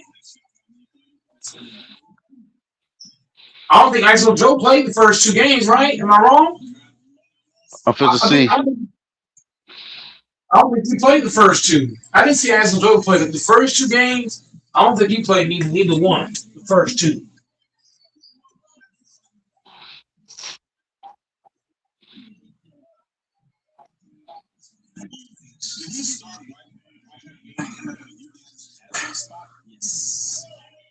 He didn't play in the first game. What did he play the second game? He played 10 minutes the second game, 9 minutes the third game, and 19 minutes the fourth game.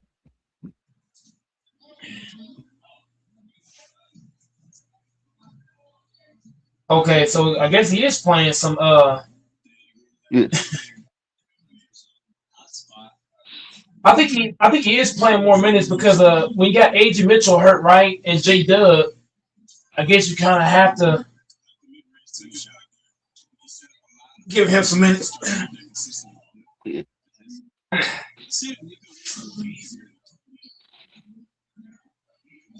Yeah. Game 2, he didn't make none of his shots. He was 0 for 3. That 0 for 2 from the 3. And then he missed 1 from the field. Game 2, he only took 1 shot. He was 1 for 1 on the 3-point line. What is Luke Dort doing in this series? Luke Dort, I ain't gonna lie to you, Luke Dort is hurting the Thunder.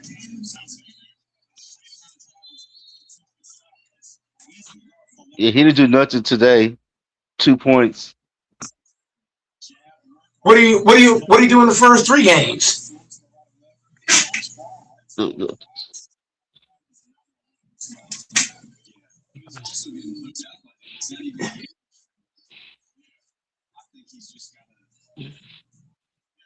I ain't gonna lie to you. If it's me, man, I would start ISO Joe.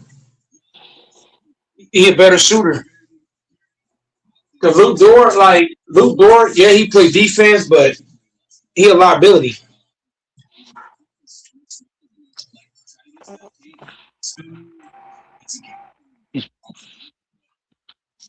But you got to look at he ain't really a scorer. He's making. What I'm saying is he's making the Spurs job a little easy because they don't have to respect him at all. They really don't have to even guard him. Yeah, this is worst season. This year was his worst season. Yeah, that's why I say like playing him. No, I take that. His rookie season was his worst. So this season you would say is the second worst. Yeah, because he averaged 8.3 points. And what is the shooting percentage? 38.5 points. He averaged a 38.5 field goal. 34.4 from the 3-point line. But how many attempts? How many threes is he actually attempting? Oh, it don't show. It don't show that. It just see. We gotta be able to look up because I don't think he's not just out there just like letting them motherfuckers fly. You know what I'm saying? Like he ain't out there just like pumping them bitches up. He might be taking, if I had to guess, he probably taking 2 to 3 a game. Mostly 2. I'm gonna lean towards 2.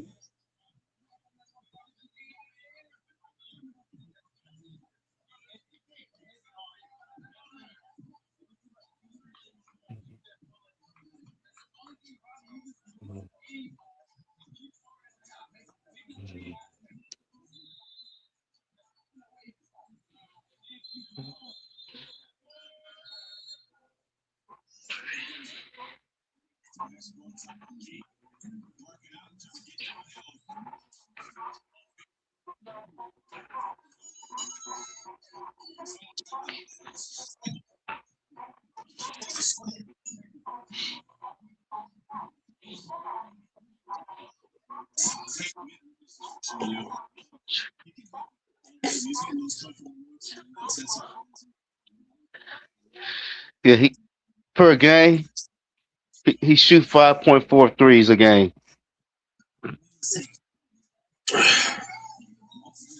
But like in this series in particular, right? Yeah. He's not shooting well at all. So he shot. So in the regular season and in the playoffs last year, right?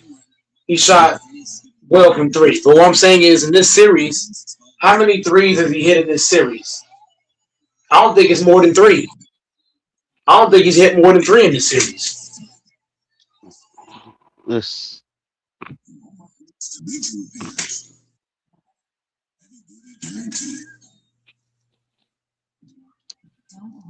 Sharing direct chat. Stats. At Wells Fargo, we get it. Alice started her business because she loves the sun. He only hit 1 3 in the series. This means That's worse. That's worse. Is the big thing. Luckily, Wells Fargo offers business checking. Because he didn't play game. He didn't play game 1.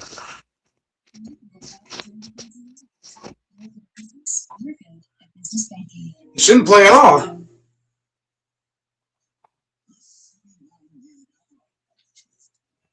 Yeah, game 2, he shot 2 threes. He made 1 and missed 1.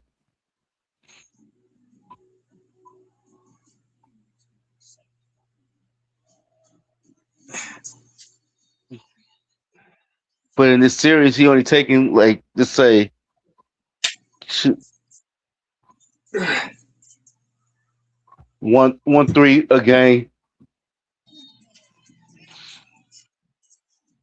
Cause the first game he had 2 threes.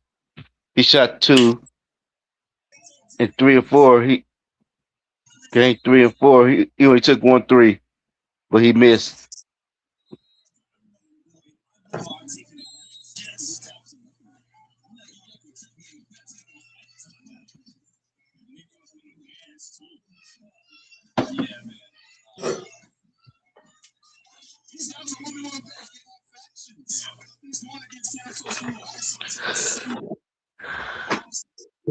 That's crazy, Fambo.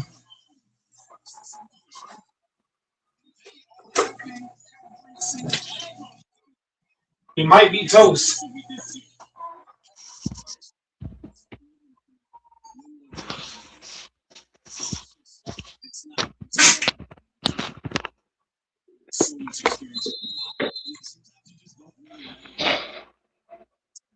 I'm not saying that this is specifically the case. He does need to motivate.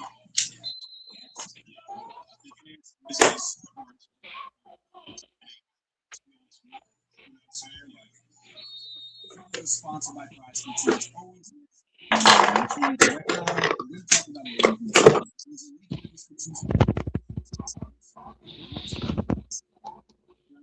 what this is going to do for you. The first $5 line you place on Price, you're going to instantly get $50. Yeah, little Dort fall off the cliff.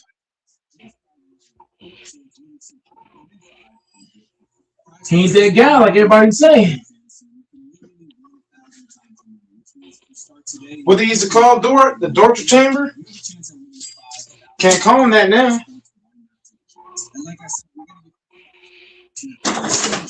More like Dort trash.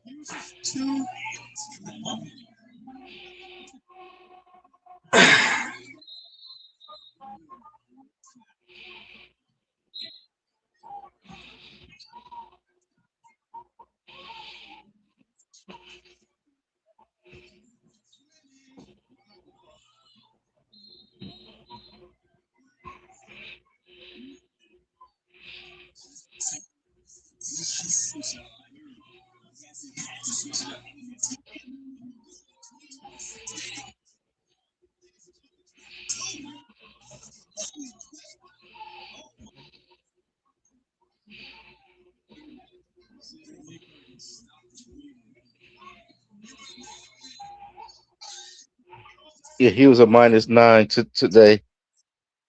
Who was? Cornette. Golly. His plus minus is bad every game, isn't it? He played 13 minutes, 6 points. What is this? Seven rebounds, 2 blocks. What is it? What is this? What is this plus minus for the series combined? His plus minus for the series combined has got to be like -30. Tell him line. It's probably like -20. No, it's close. Look at this plus minus for the series. Luke Cornett, I guarantee you, it's either -25 or better. 10, 20.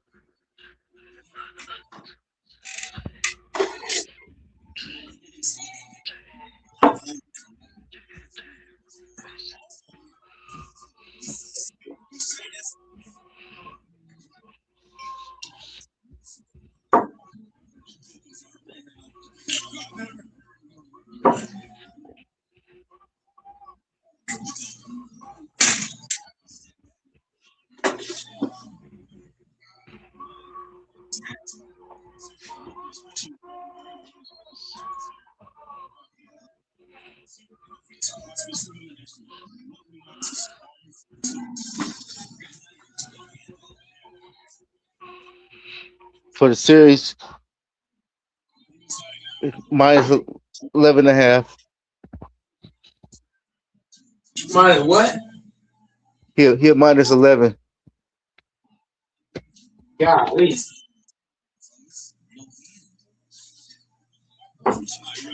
Minus 11 only for the Yeah, series? yeah. Each game, he averaged.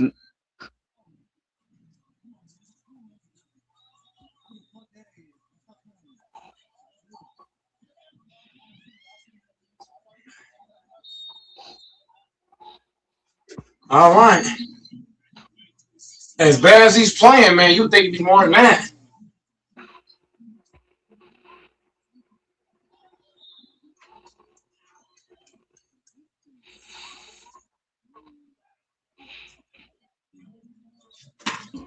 Yeah, game 3 was his highest minus. Was a minus 18.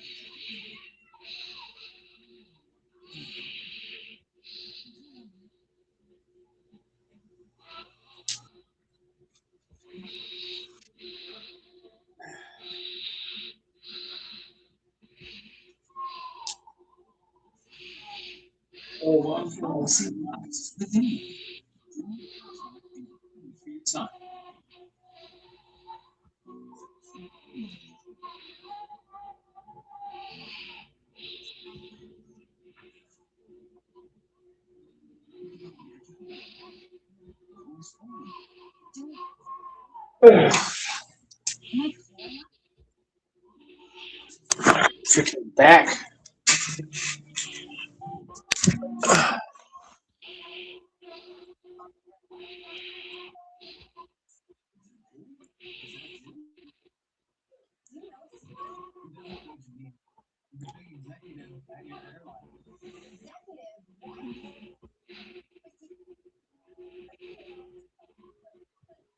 I'm supposed to be unemployed.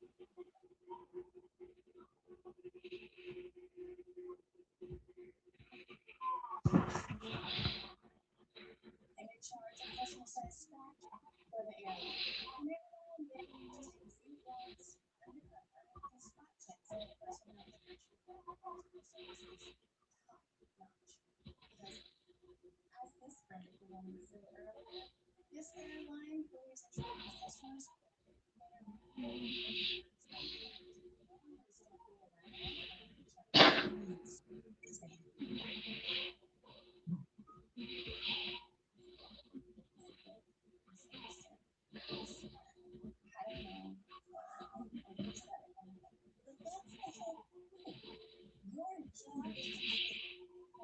respect.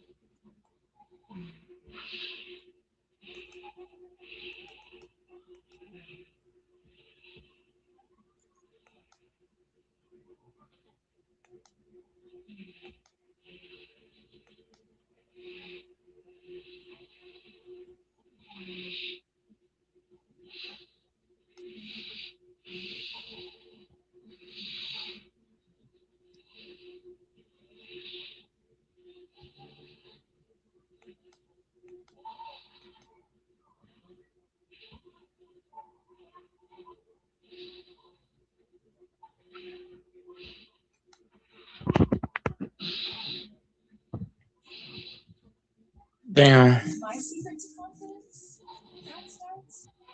Yeah, they showing his first throughout his first 120 games. Wimby.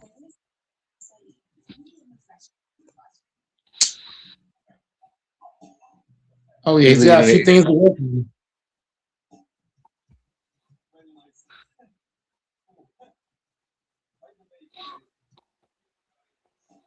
He beat he beat Hakeem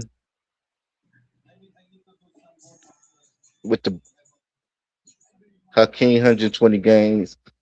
He had 337 blocks. Wimby got 448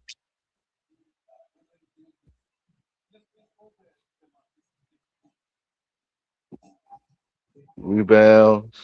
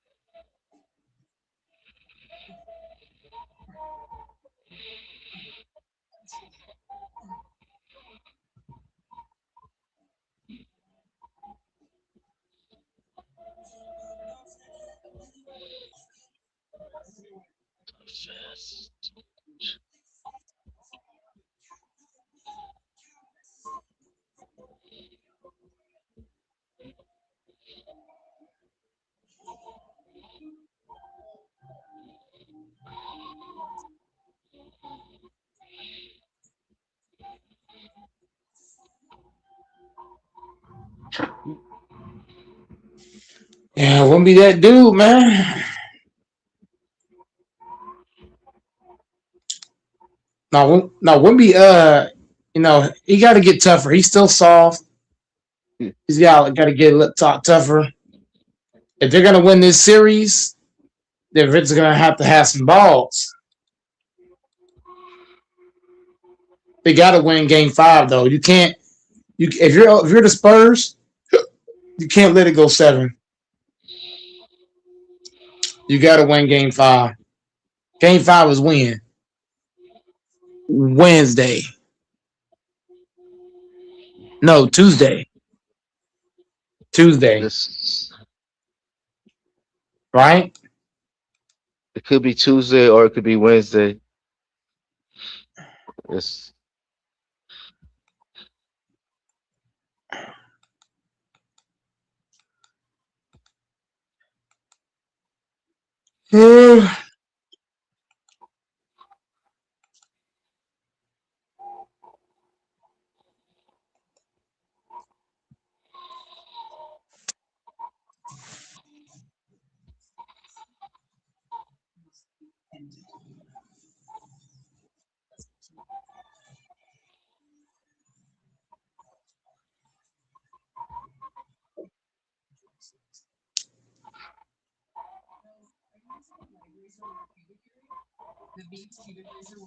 Tuesday.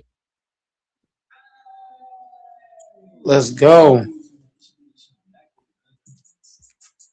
I'm off. I'm off Tuesday. Now, Game 5 is crucial for the Spurs because the Thunder won back to back, right? Thunder won back to back, and then the Spurs won this one. So the Spurs got a counter and went back to back. They have to win Game 5. You lose Game 5, you might as well just get the series away.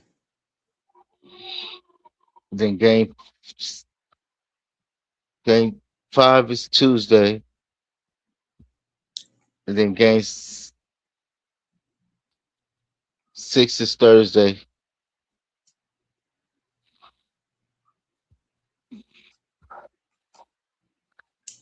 I get to watch both games. I'm off them days. Game I get to watch 7. both games.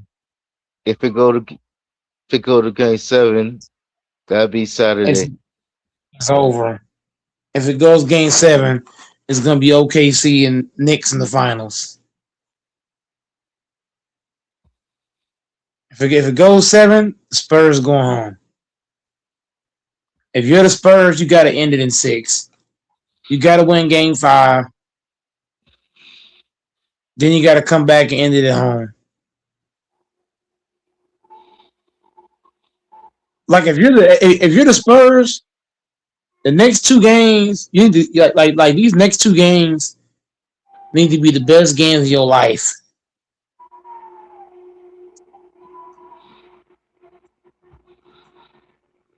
You cannot let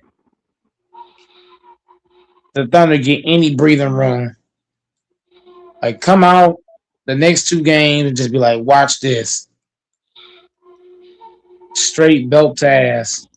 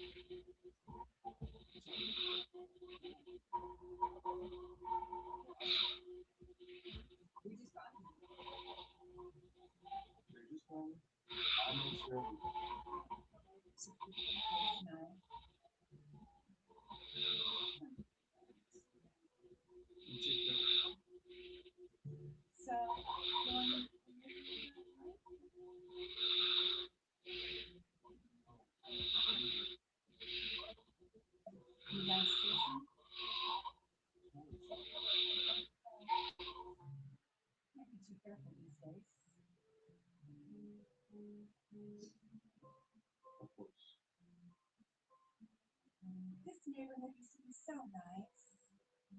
And then they just let anyone. Anyway. Have a good day. Why did she say that? Some people, expressions. She thinks we don't belong here. No, she's wrong.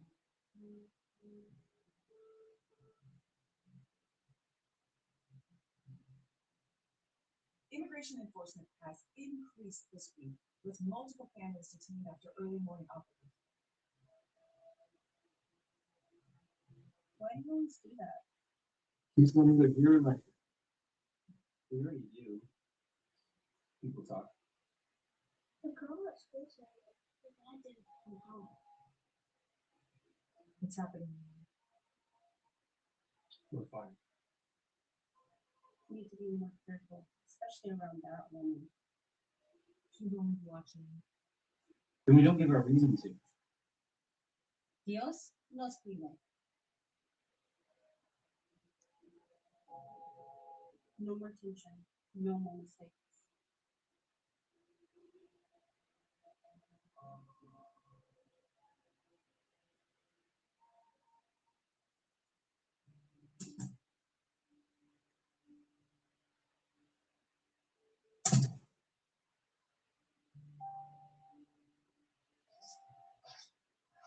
Mom, I'm home.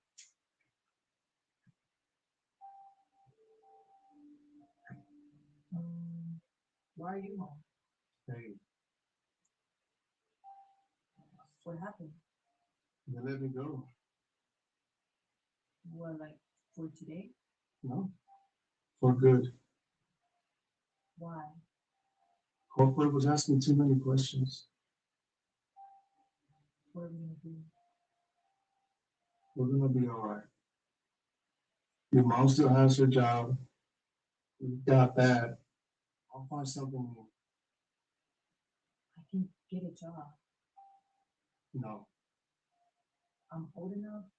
I'm a citizen. It's easier for me. No, I need you focused in school. I am, but I can help too. I think she's right. Just for now, I'll keep right over there. Just at work. I better give abuela her medicine. Abuela, tengo tu medicina.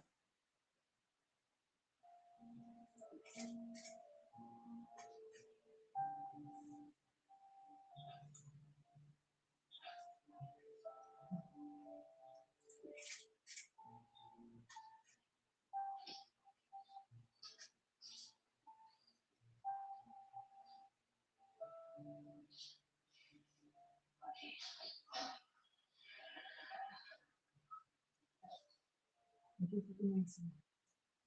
Gracias, niña. ¿Cómo te sientes? Un poquito mejor. Gracias.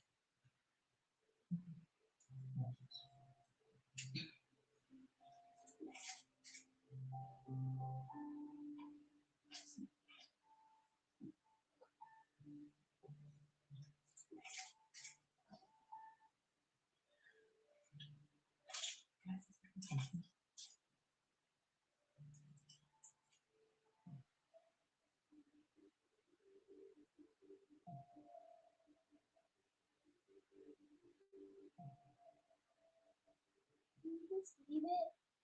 It's fine. Just go get it. I'm not telling you to stay out of my garden.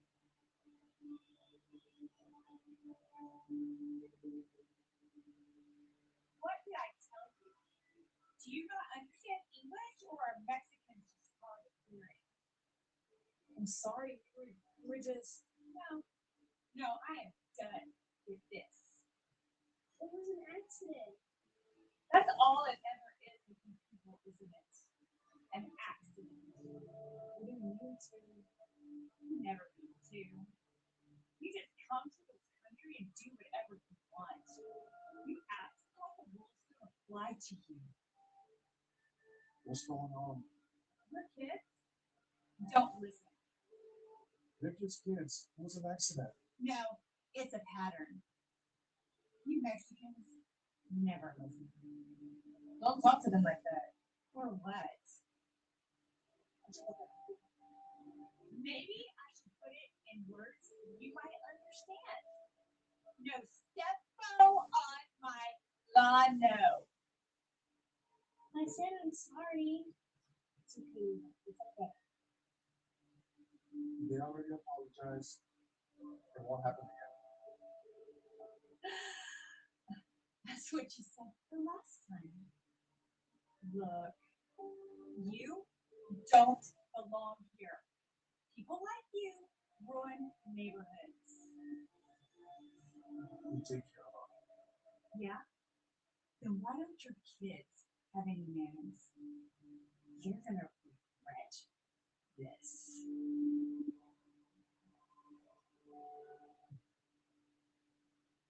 What does she mean by that?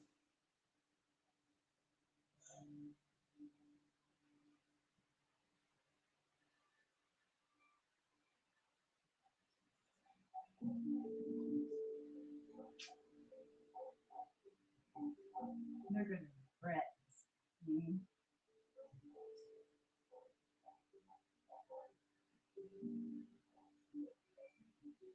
Police department, how can I help? Yes, I would like to report something. My neighbor, Hector Perez, there's something odd and suspicious about him and his family. Can you be more specific, ma'am? I don't think they're here legally. You know what I mean? Do you have any evidence of that? No, but they don't speak English half the time. The house is overly crowded, and there is something very suspicious going All right. I can know your concern. Immigration matters are handled by federal authorities, but we can pass along the information. Oh, now you want to let me back on, nigga? It would be best if someone looked into it before it Yeah, now you want to let me back on the panel. you know. No wonder there's more. My eye drops. Oh. Is there anything else I can help you with? So you was on a while ago. You just hopped off. Nah, Mike, you kicked me off. You was on with Fambo, and then I was talking to Fambo, and you disappeared. Oh, that's right, because I had gotten a lift back from work.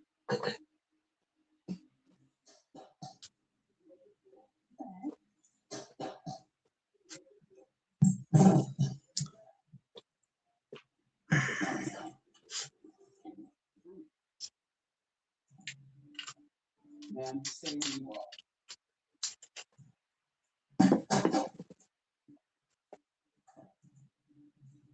¿Qué está pasando? Sit down. Stay there.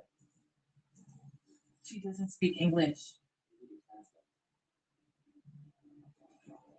Está bien, solo escúchame. What's happening? It's okay. It's okay. We have a right to say this property. On what ground? Shut up. We're asking the questions. Who owns this house? We went. Do you have a legal status in the United States?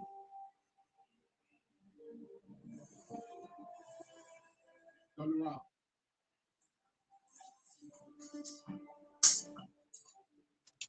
Ain't tomorrow a holiday? Sit down. You said what? Say, ain't tomorrow a holiday?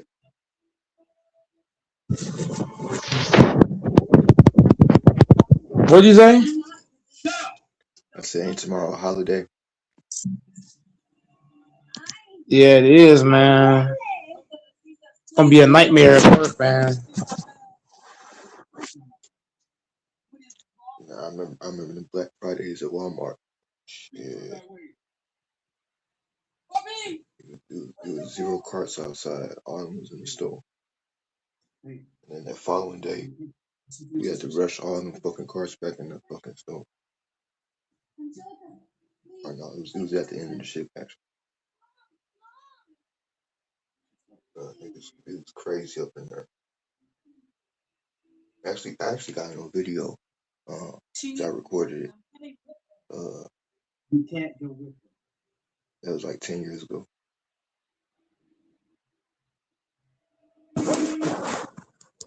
So what was 10 years ago? When I worked at Walmart Black Friday.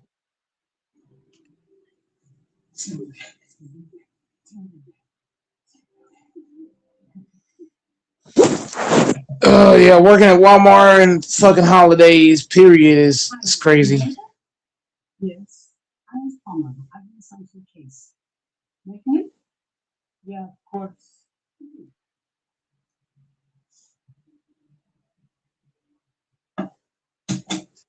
No, but first I want you to know it would help. I know this is a lot all at once, but you're not alone in this. I'm about to get my special juice I mean, I can't even do that. to work today, man. Yeah. It's really important. We want you to finish school. I was thinking maybe I can get a job. You can do both. We can place you in a job program. Then I'll help you bring in the help. Okay.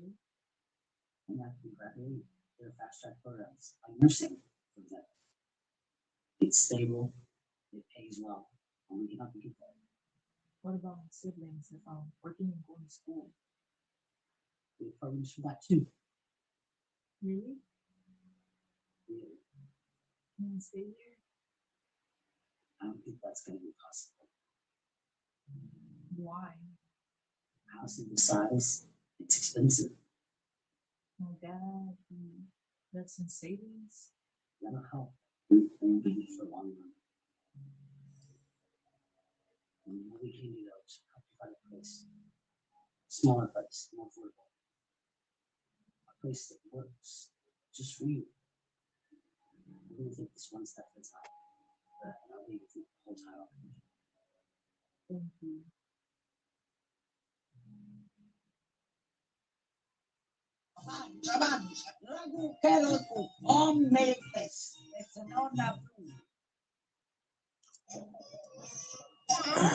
Give me a second, okay?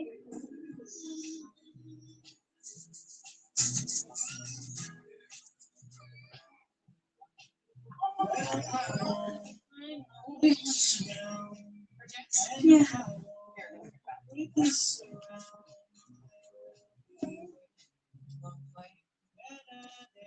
Yeah.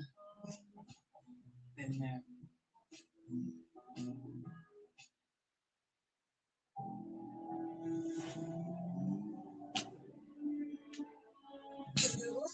What's the fastest way to repair?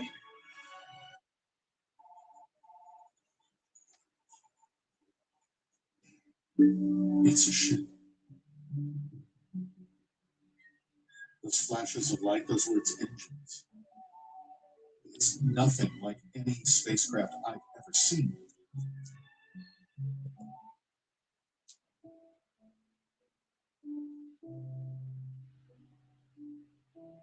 I miss you so much. Yeah. How are you? Is everything okay? I'm okay. The kids are okay. They're in school. And they're okay given the situation. You're doing everything right. Where is Abuela? Where is she? She passed. No. No. I think the stress of everything was too much for her. She's feeling.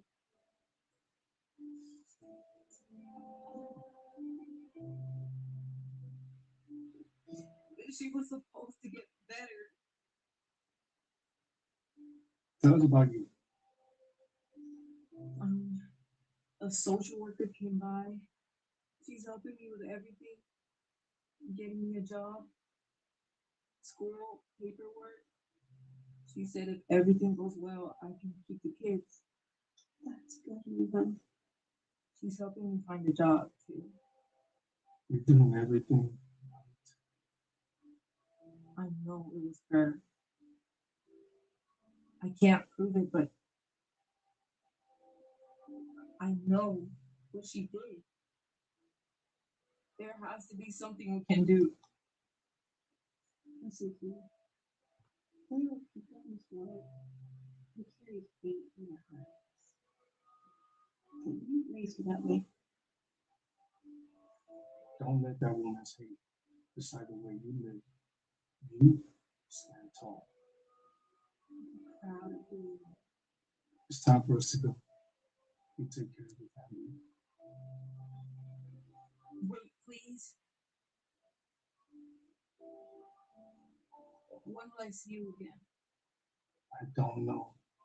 Like your woman used to say, God, take care of us. Always.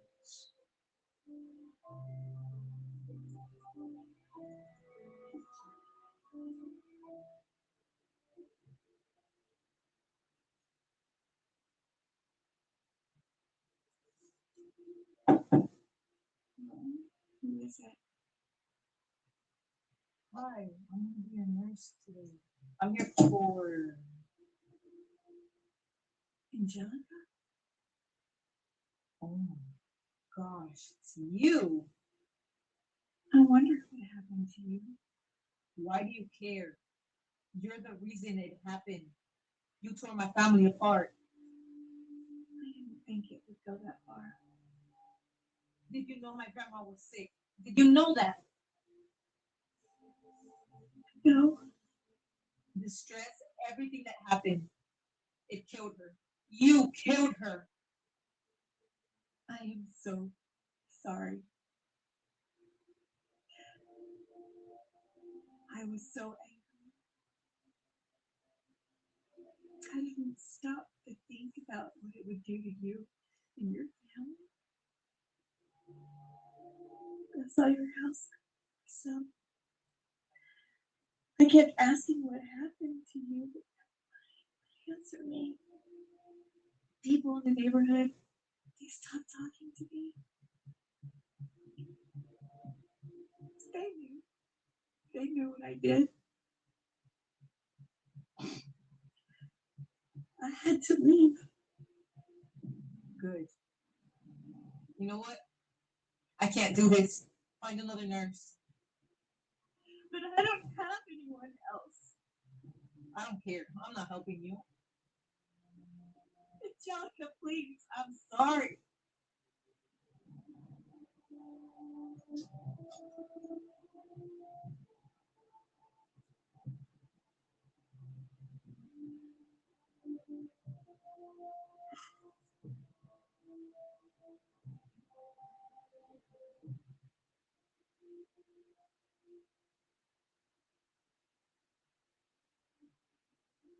There are people in this world who carry hate in their hearts.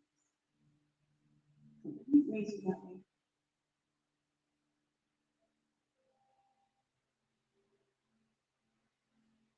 Don't let that woman's hate decide the way you live. You stand tall.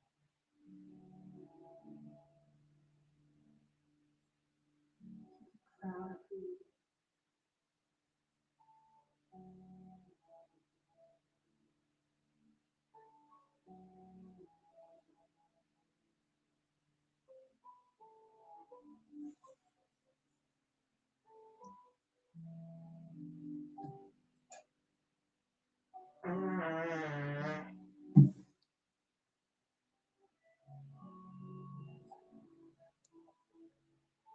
Angelica?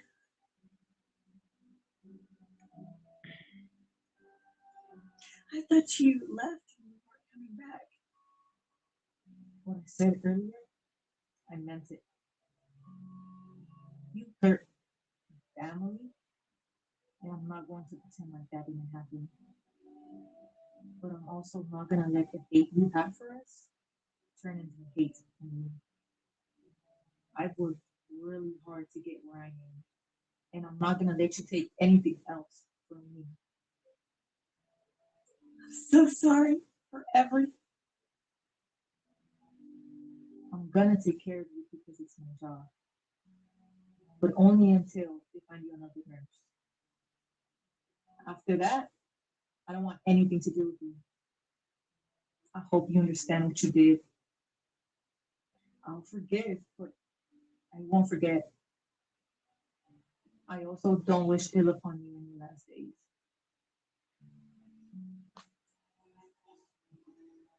But I have to move on. I have a family to take care of, and a life to live.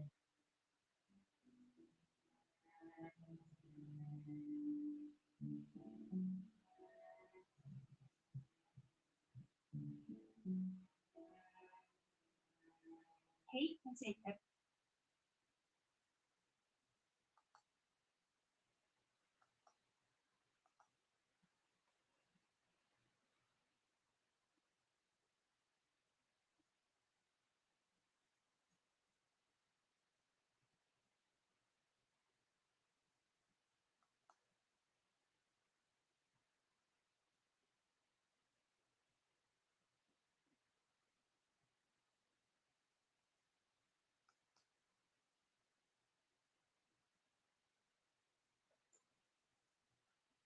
The snow fell softly on Christmas Eve, each flake catching the warm glow from the stained glass windows of St. Catherine's Church.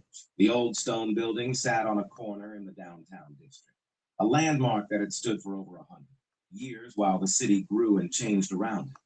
The evening service had just ended, and families were streaming out into the winter night, bundled in coats and scarves, heading home to their celebrations.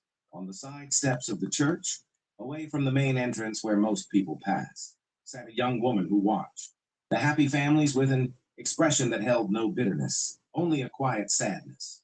Her name was Anna, though most people who passed her on the street didn't bother to ask. She was 23 years old, with long blonde hair that needed washing and a thin beige dress that was completely inadequate for the winter cold. Her feet were bare despite the snow, her shoes having fallen apart 2 weeks ago, and she had nowhere warm to go when the shelter beds filled up, which they always did around the holidays.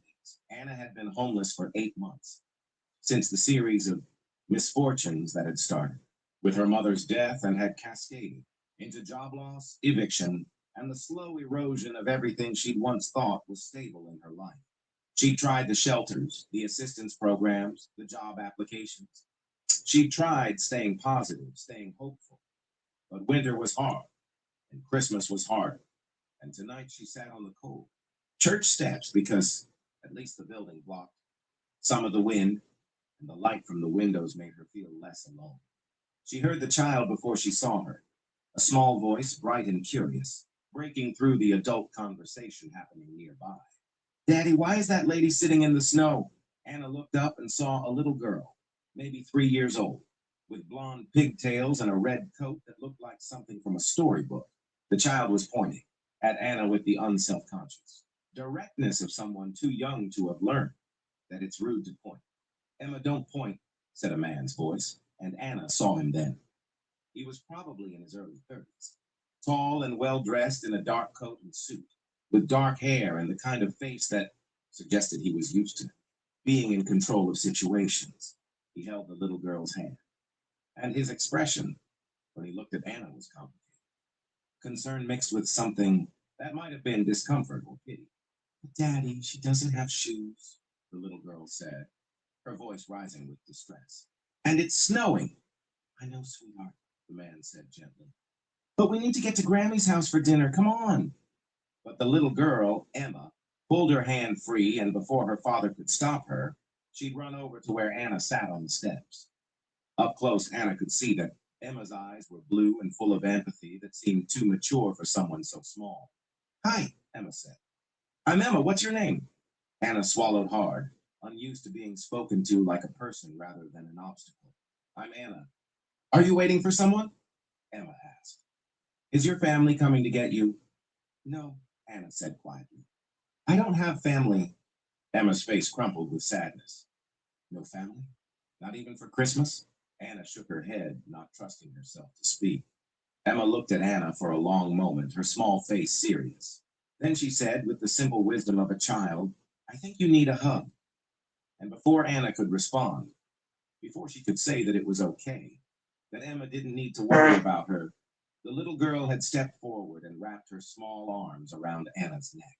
Emma smelled like cookies and baby shampoo, and her hug was fierce and warm, and Anna felt something break open inside her chest.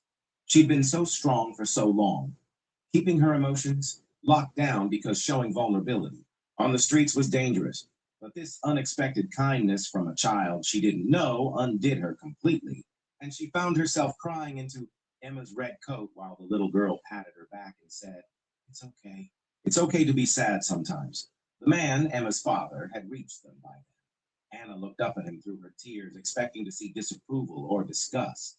Instead, she saw her own emotions reflected back at her. The man's eyes were bright with tears he was trying to hold back. "I'm sorry," Anna said quickly, gently disentangling herself from Emma's hug.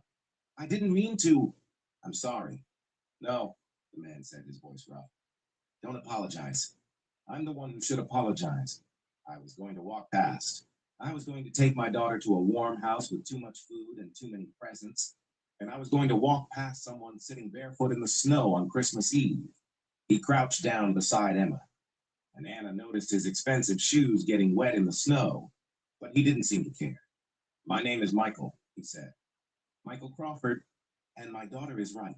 You need more than a hug, but it's a good start. When's the last time you ate?" Anna tried to remember. "Yesterday, I think. The mission had lunch." Michael's jaw tightened. "Okay, here's what's going to happen. We're going to my mother's house for Christmas dinner. There's always way too much food, and she always sets extra places because she says, you never know who might need a seat at the table. Today, that seat is for you. Will you come?" Anna stared at him. "I can't. Look at me. I'm dirty. I don't have shoes. I can't go to your mother's house for Christmas dinner."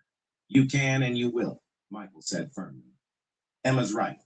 Nobody should be alone on Christmas. And my mother would be furious with me if I left you here. So please come with us." Anna wanted to refuse. She had her pride, what was left of it. But she was so cold and so tired. And Emma was looking at her with such hope that she found herself nodding.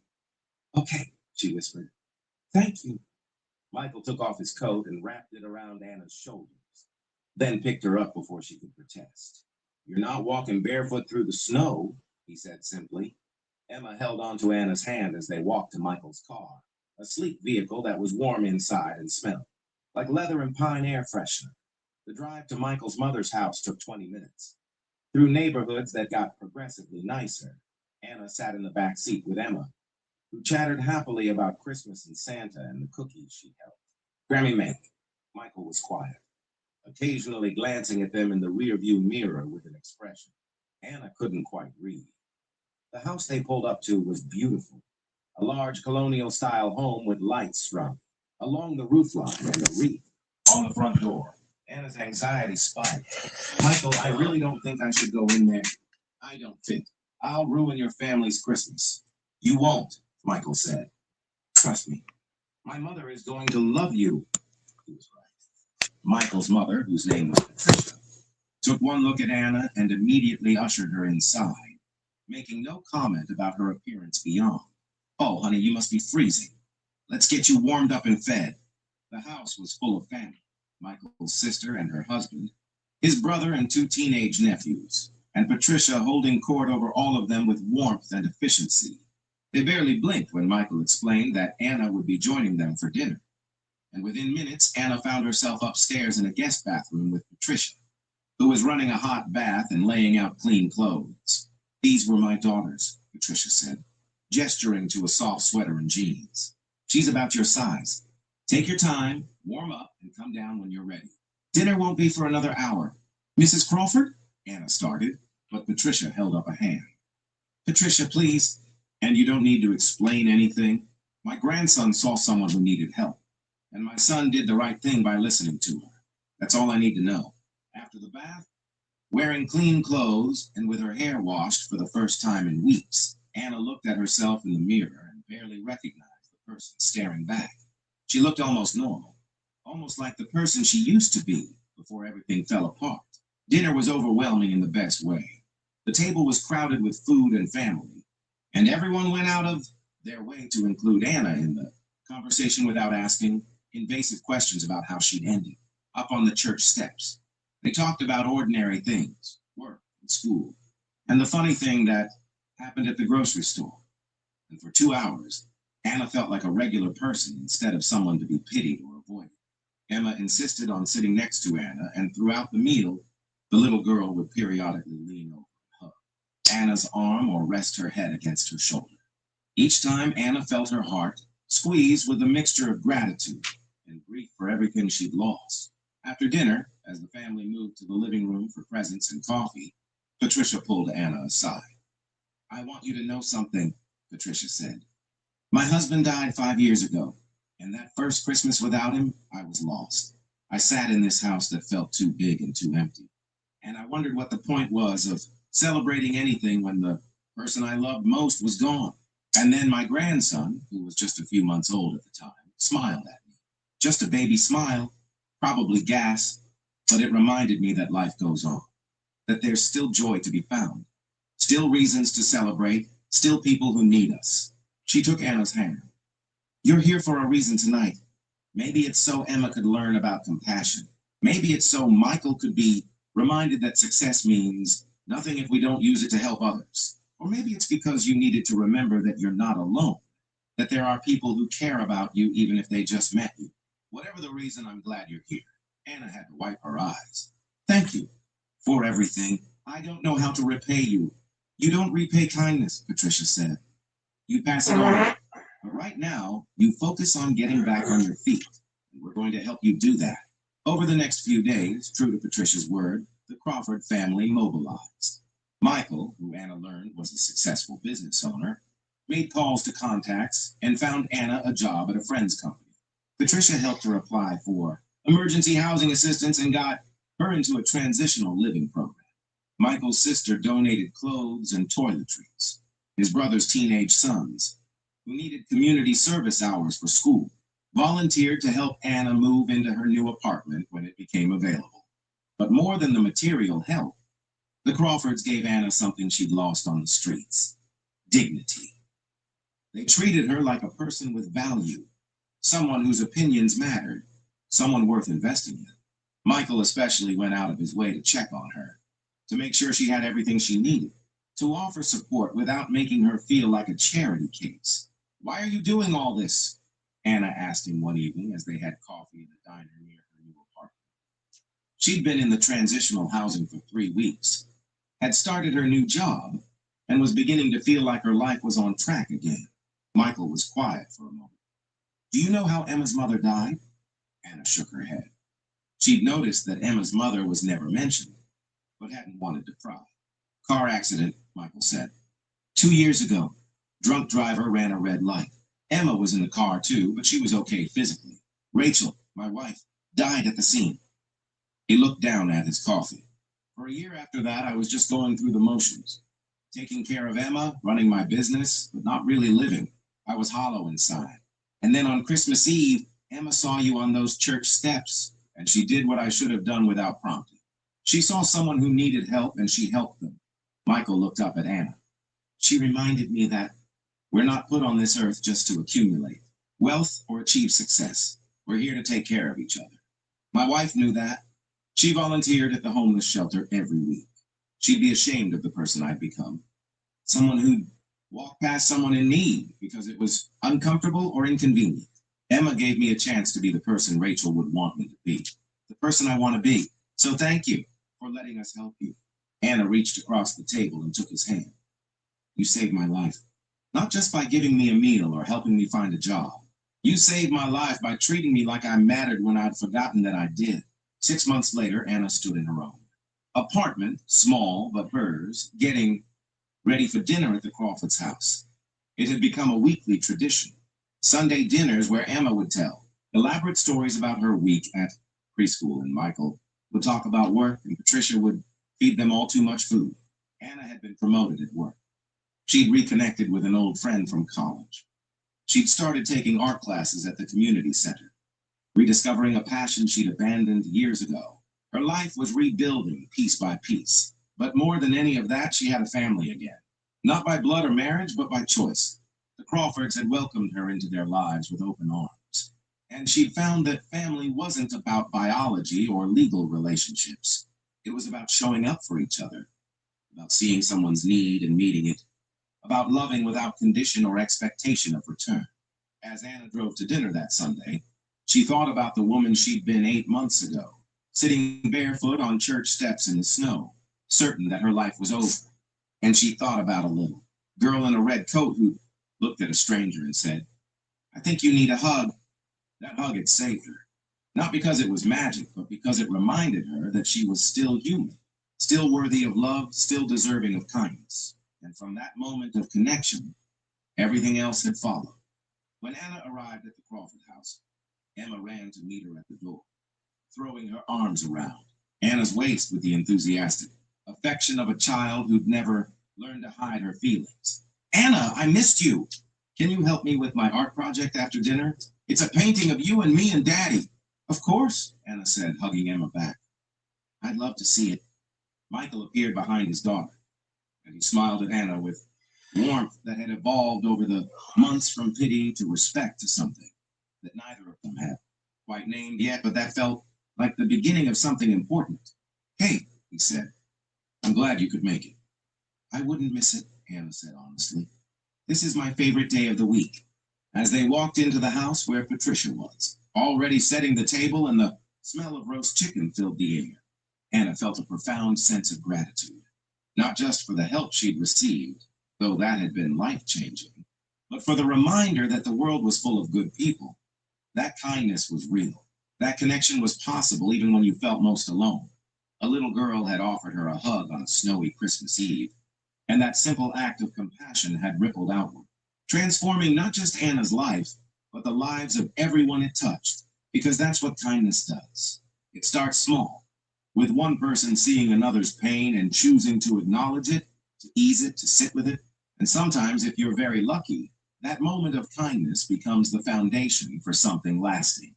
A friendship, a family, a life rebuilt not on what was lost, but on what was found in the spaces between. Anna had been lost on those church steps, but Emma had found her. And in being found, Anna had discovered something she thought she'd lost forever. Hope. Not the naive hope that everything would be easy, but the stubborn, resilient hope that even in our darkest moments, there are people who will reach out their hands and say, "I see you. You matter. Let me help." That's the story of how a homeless woman on church steps was saved by a child's hug and a family's compassion, and how in saving her, they saved themselves.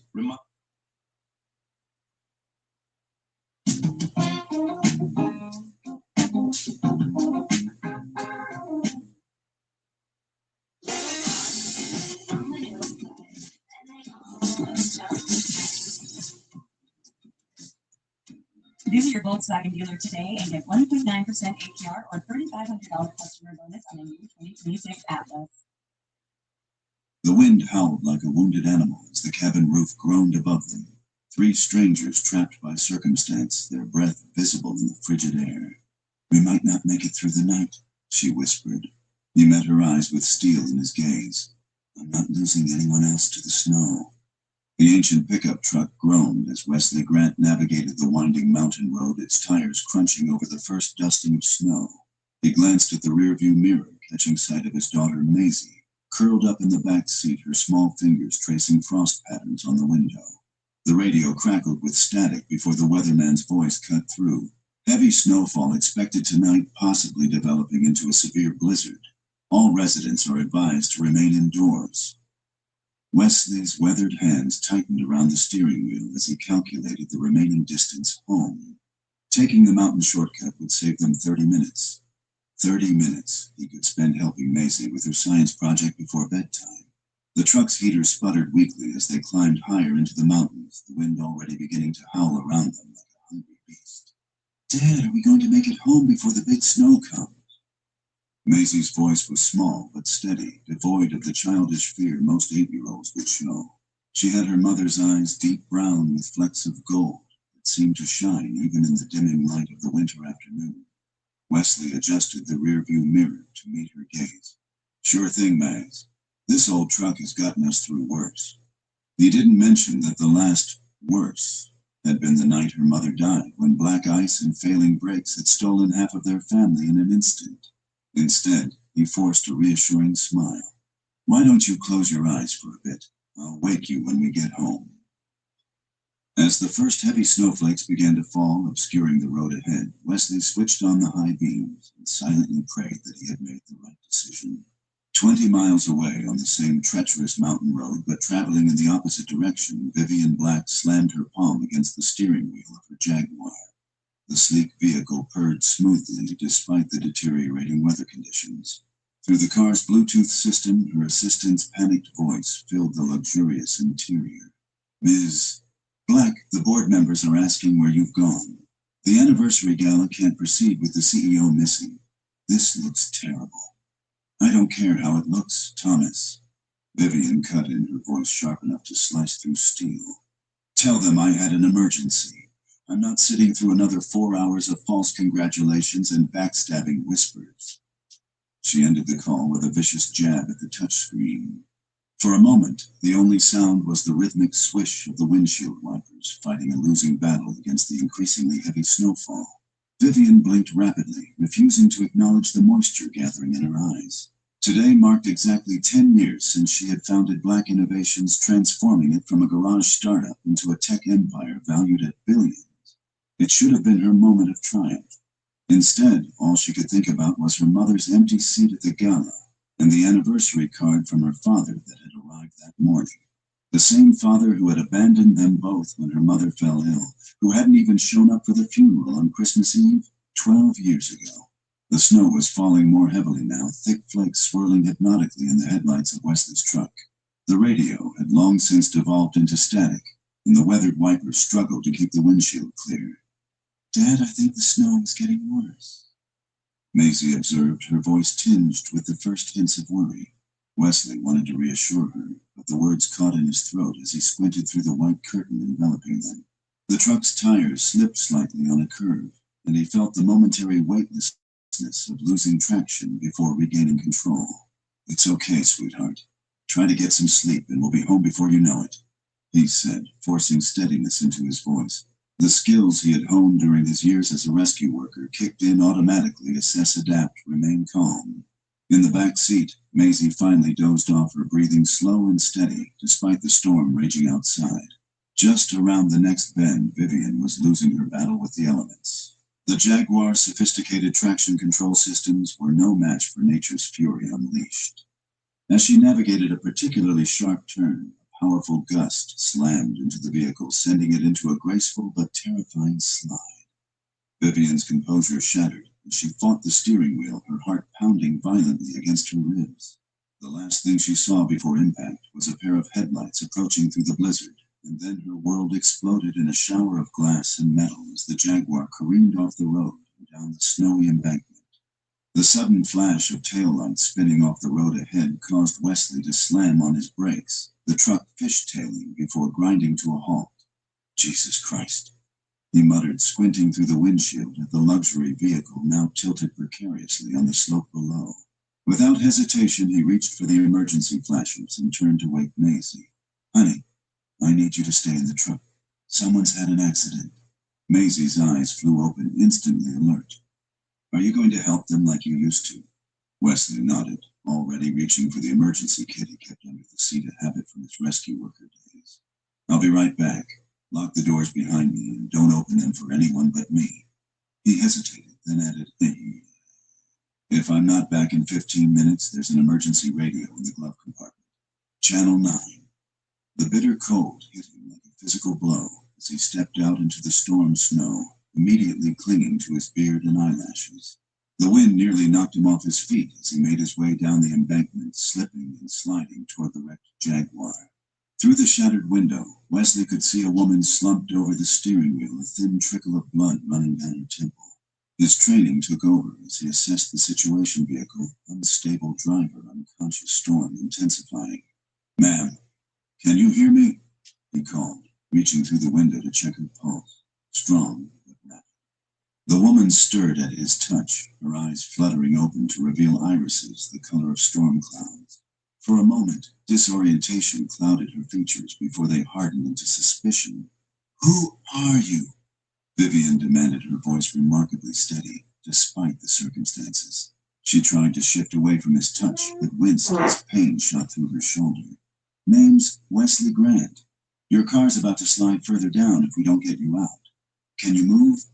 He was already examining the door, looking for a way to force it open. The snow was falling in earnest now, quickly covering the wreckage. They had minutes, not hours. "I'm fine," Vivian insisted, though her pallor suggested otherwise. "I just need to call my assistant." She fumbled for her phone, but Wesley shook his head.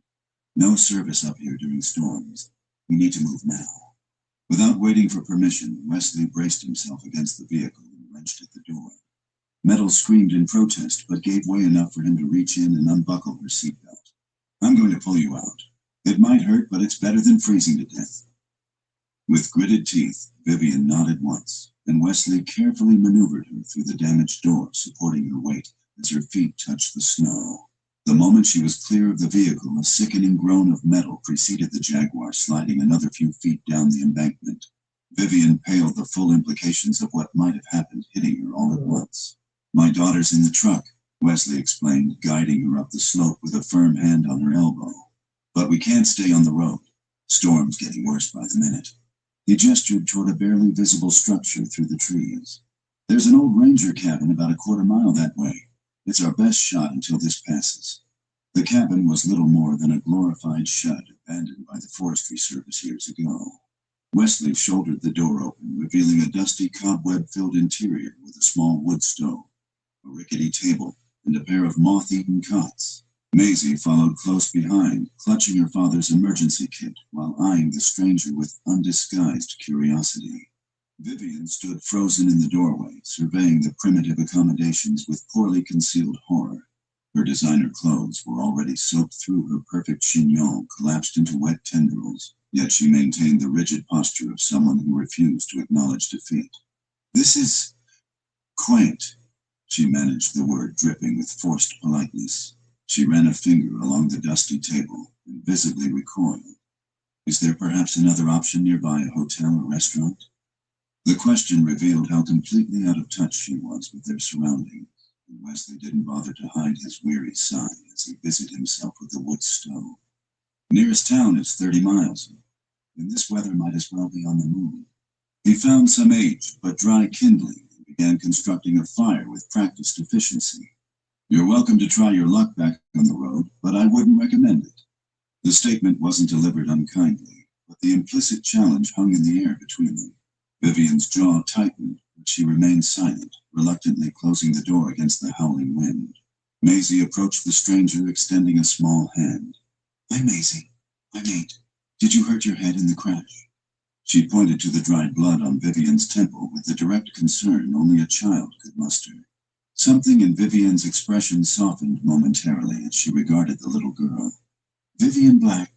Then yes, I suppose I did, but it's nothing serious." She awkwardly accepted the handshake, clearly unaccustomed to interacting with children. A sudden small cough from Maisie caught her attention, and Vivian's brow furrowed. "Are you cold? You should sit closer to the fire your father is building." Wesley glanced up, surprised by the note of genuine concern in the woman's voice. "Maisie has mild asthma. Gets worse in the cold."